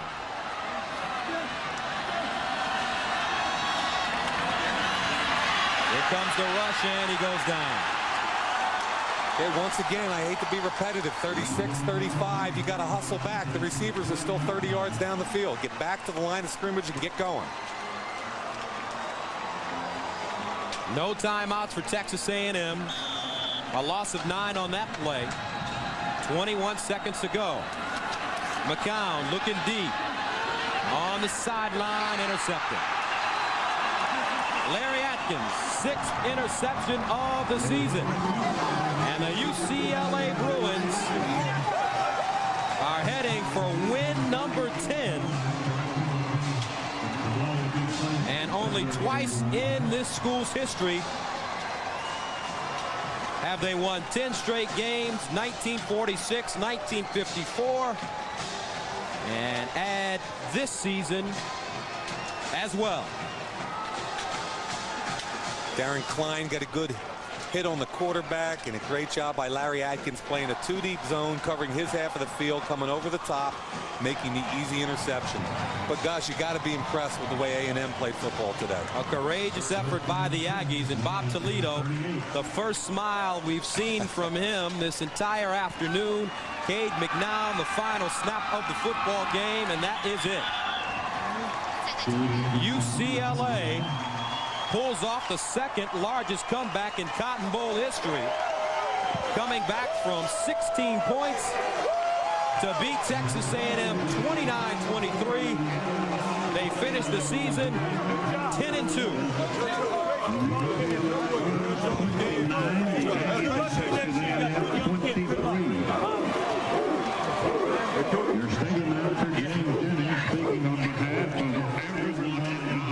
Bob Toledo, the post-game shower. They got a twofer there. They got Borges, the offensive coordinator, also.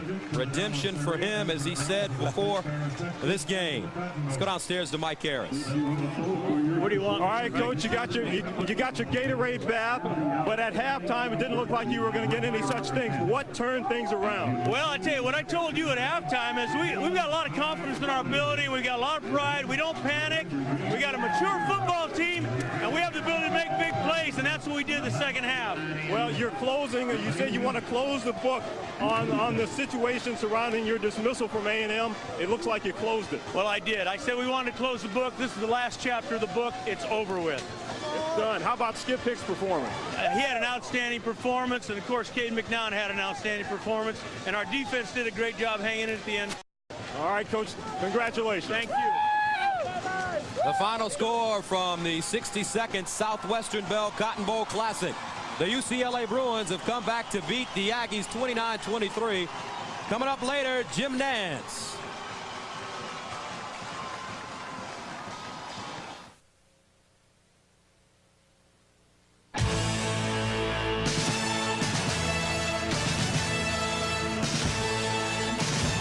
Welcome to our FedEx Orange Bowl anchor position here in Miami. Tomorrow night, the preparations and the talking end, and the game begins. The third-ranked Tennessee Volunteers take on the second-ranked Nebraska Cornhuskers here in the FedEx Orange Bowl. It's no accident the Cornhuskers lead the nation in rushing. Quarterback Scott Frost had 1,000 yards himself, and I-back Amon Green's 156 yards a game was second best in the land. Fullback Joel Makovicka had 9 touchdowns on the ground. He stays busy making holes, while Jason Peter and the rest of the Nebraska Black Shirts defense close them. Volunteers quarterback Peyton Manning is sure to see red, and plenty of it, tomorrow night. So you're playing against their defense and their offense a little bit. Defensive line is extremely strong. Wistrom and Peter, All-Americans, first-round draft choices, so you're in for a battle there. Great speed at linebacker, good athletes in the secondary, and just have to have the whole package. But the Volunteers' bag is full. The Manning aerial attack is legendary, and while there may be some fluid on his knee, there's still plenty of fire in his arm. He's, definitely probably the key to their whole offense. And if he's hot, if he's on fire, then it's usually a long day for the other team. Lou, if you're Tennessee, how do you prepare for Nebraska and that offense? Well, those coaches can get in there on the blackboard and say, we're going to do this, and you take this option, you take this fullback. But when you get out on the practice field, it's different. They don't have a quarterback who's run the option that can emulate Frost. They do not have the timing, and consequently, the speed and efficiency of Nebraska's offense goes shock them early in the game, but they'll adjust to it. Yeah, and that Nebraska offensive line, those linemen, whenever those OT counters, getting around the corner, big guards and tackles running as quick as they do, big adjustment. But if you really look at this ball game, all I've ever heard is Nebraska's offensive and defensive line. I've been talking a whole lot about how good they were. If you have any pride at Tennessee, the offensive and defensive lines, those two units at Tennessee, the quiet guys out there, guarantee you they're frothing at the mouth, getting ready for this ball game. Let's talk one more time about what you expect we'll see by games in. Lou had a funny feeling last night about Tennessee. Has it carried over to the new year? I still have that funny feeling. There's something strange about this entire football season and about this game. I would not be shocked to see Tennessee win. I would be. Your funny feelings don't go my way, my friend. I'm thinking Nebraska wins the ball game. All right, we'll see you tomorrow night, 8 o'clock Eastern time. Coming up, we'll return to the Southwestern Bell Cotton Bowl Classic. Stay with us on CBS.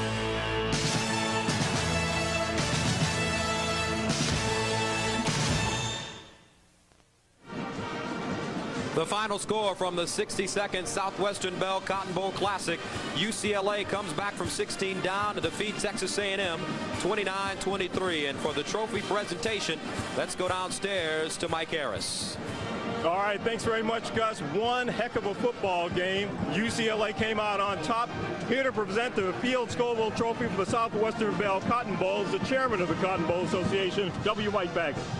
Bob, on behalf of the Southwestern Bell Cotton Bowl, congratulations to UCLA Bruins on this great victory. Great game, Coach Toledo. Thank you, Mike. I want to thank Southwestern Bell. You gave us a great week, and hopefully we gave you a great game back. I'm really proud of our football team, and I'm proud of the Bruin fans that are in the stands that came all the way from Los Angeles. Yeah! I'm also very happy for Skip Hicks. He's a Texan. He came home, and he did a nice job today against an outstanding Aggie team. And, of course, Cade McNown, what more could I say? He did an outstanding job, and our defense really did a great job of keeping the Aggies from scoring that second half like that. That's what college football is all about. We couldn't ask for any more, Coach. Thank you. We're glad to be here. All right, thank you very much, gentlemen. Gus, Mike, back up to you.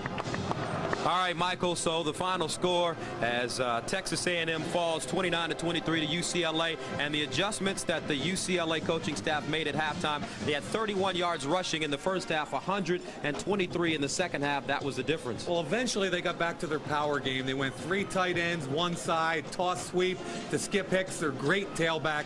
I just thought, let's give some credit where credit is due. Texas A&M hung in, played a great game. Hey, how about UCLA? The courage of champions hung in there, played a great game in the second half. And Dat Nguyen, a Cotton Bowl record in tackles. Dat had 20 tackles, 15 solos. He is a terrific football player. We talked about him all during the week. He's one of my most favorite players to watch on tape, and he showed us why today. He truly has the courage of a champion. So for Mike Mayock, this is Gus Johnson saying so long from the Southwestern Bell Cotton Bowl Classic, where UCLA has defeated A&M 29-23.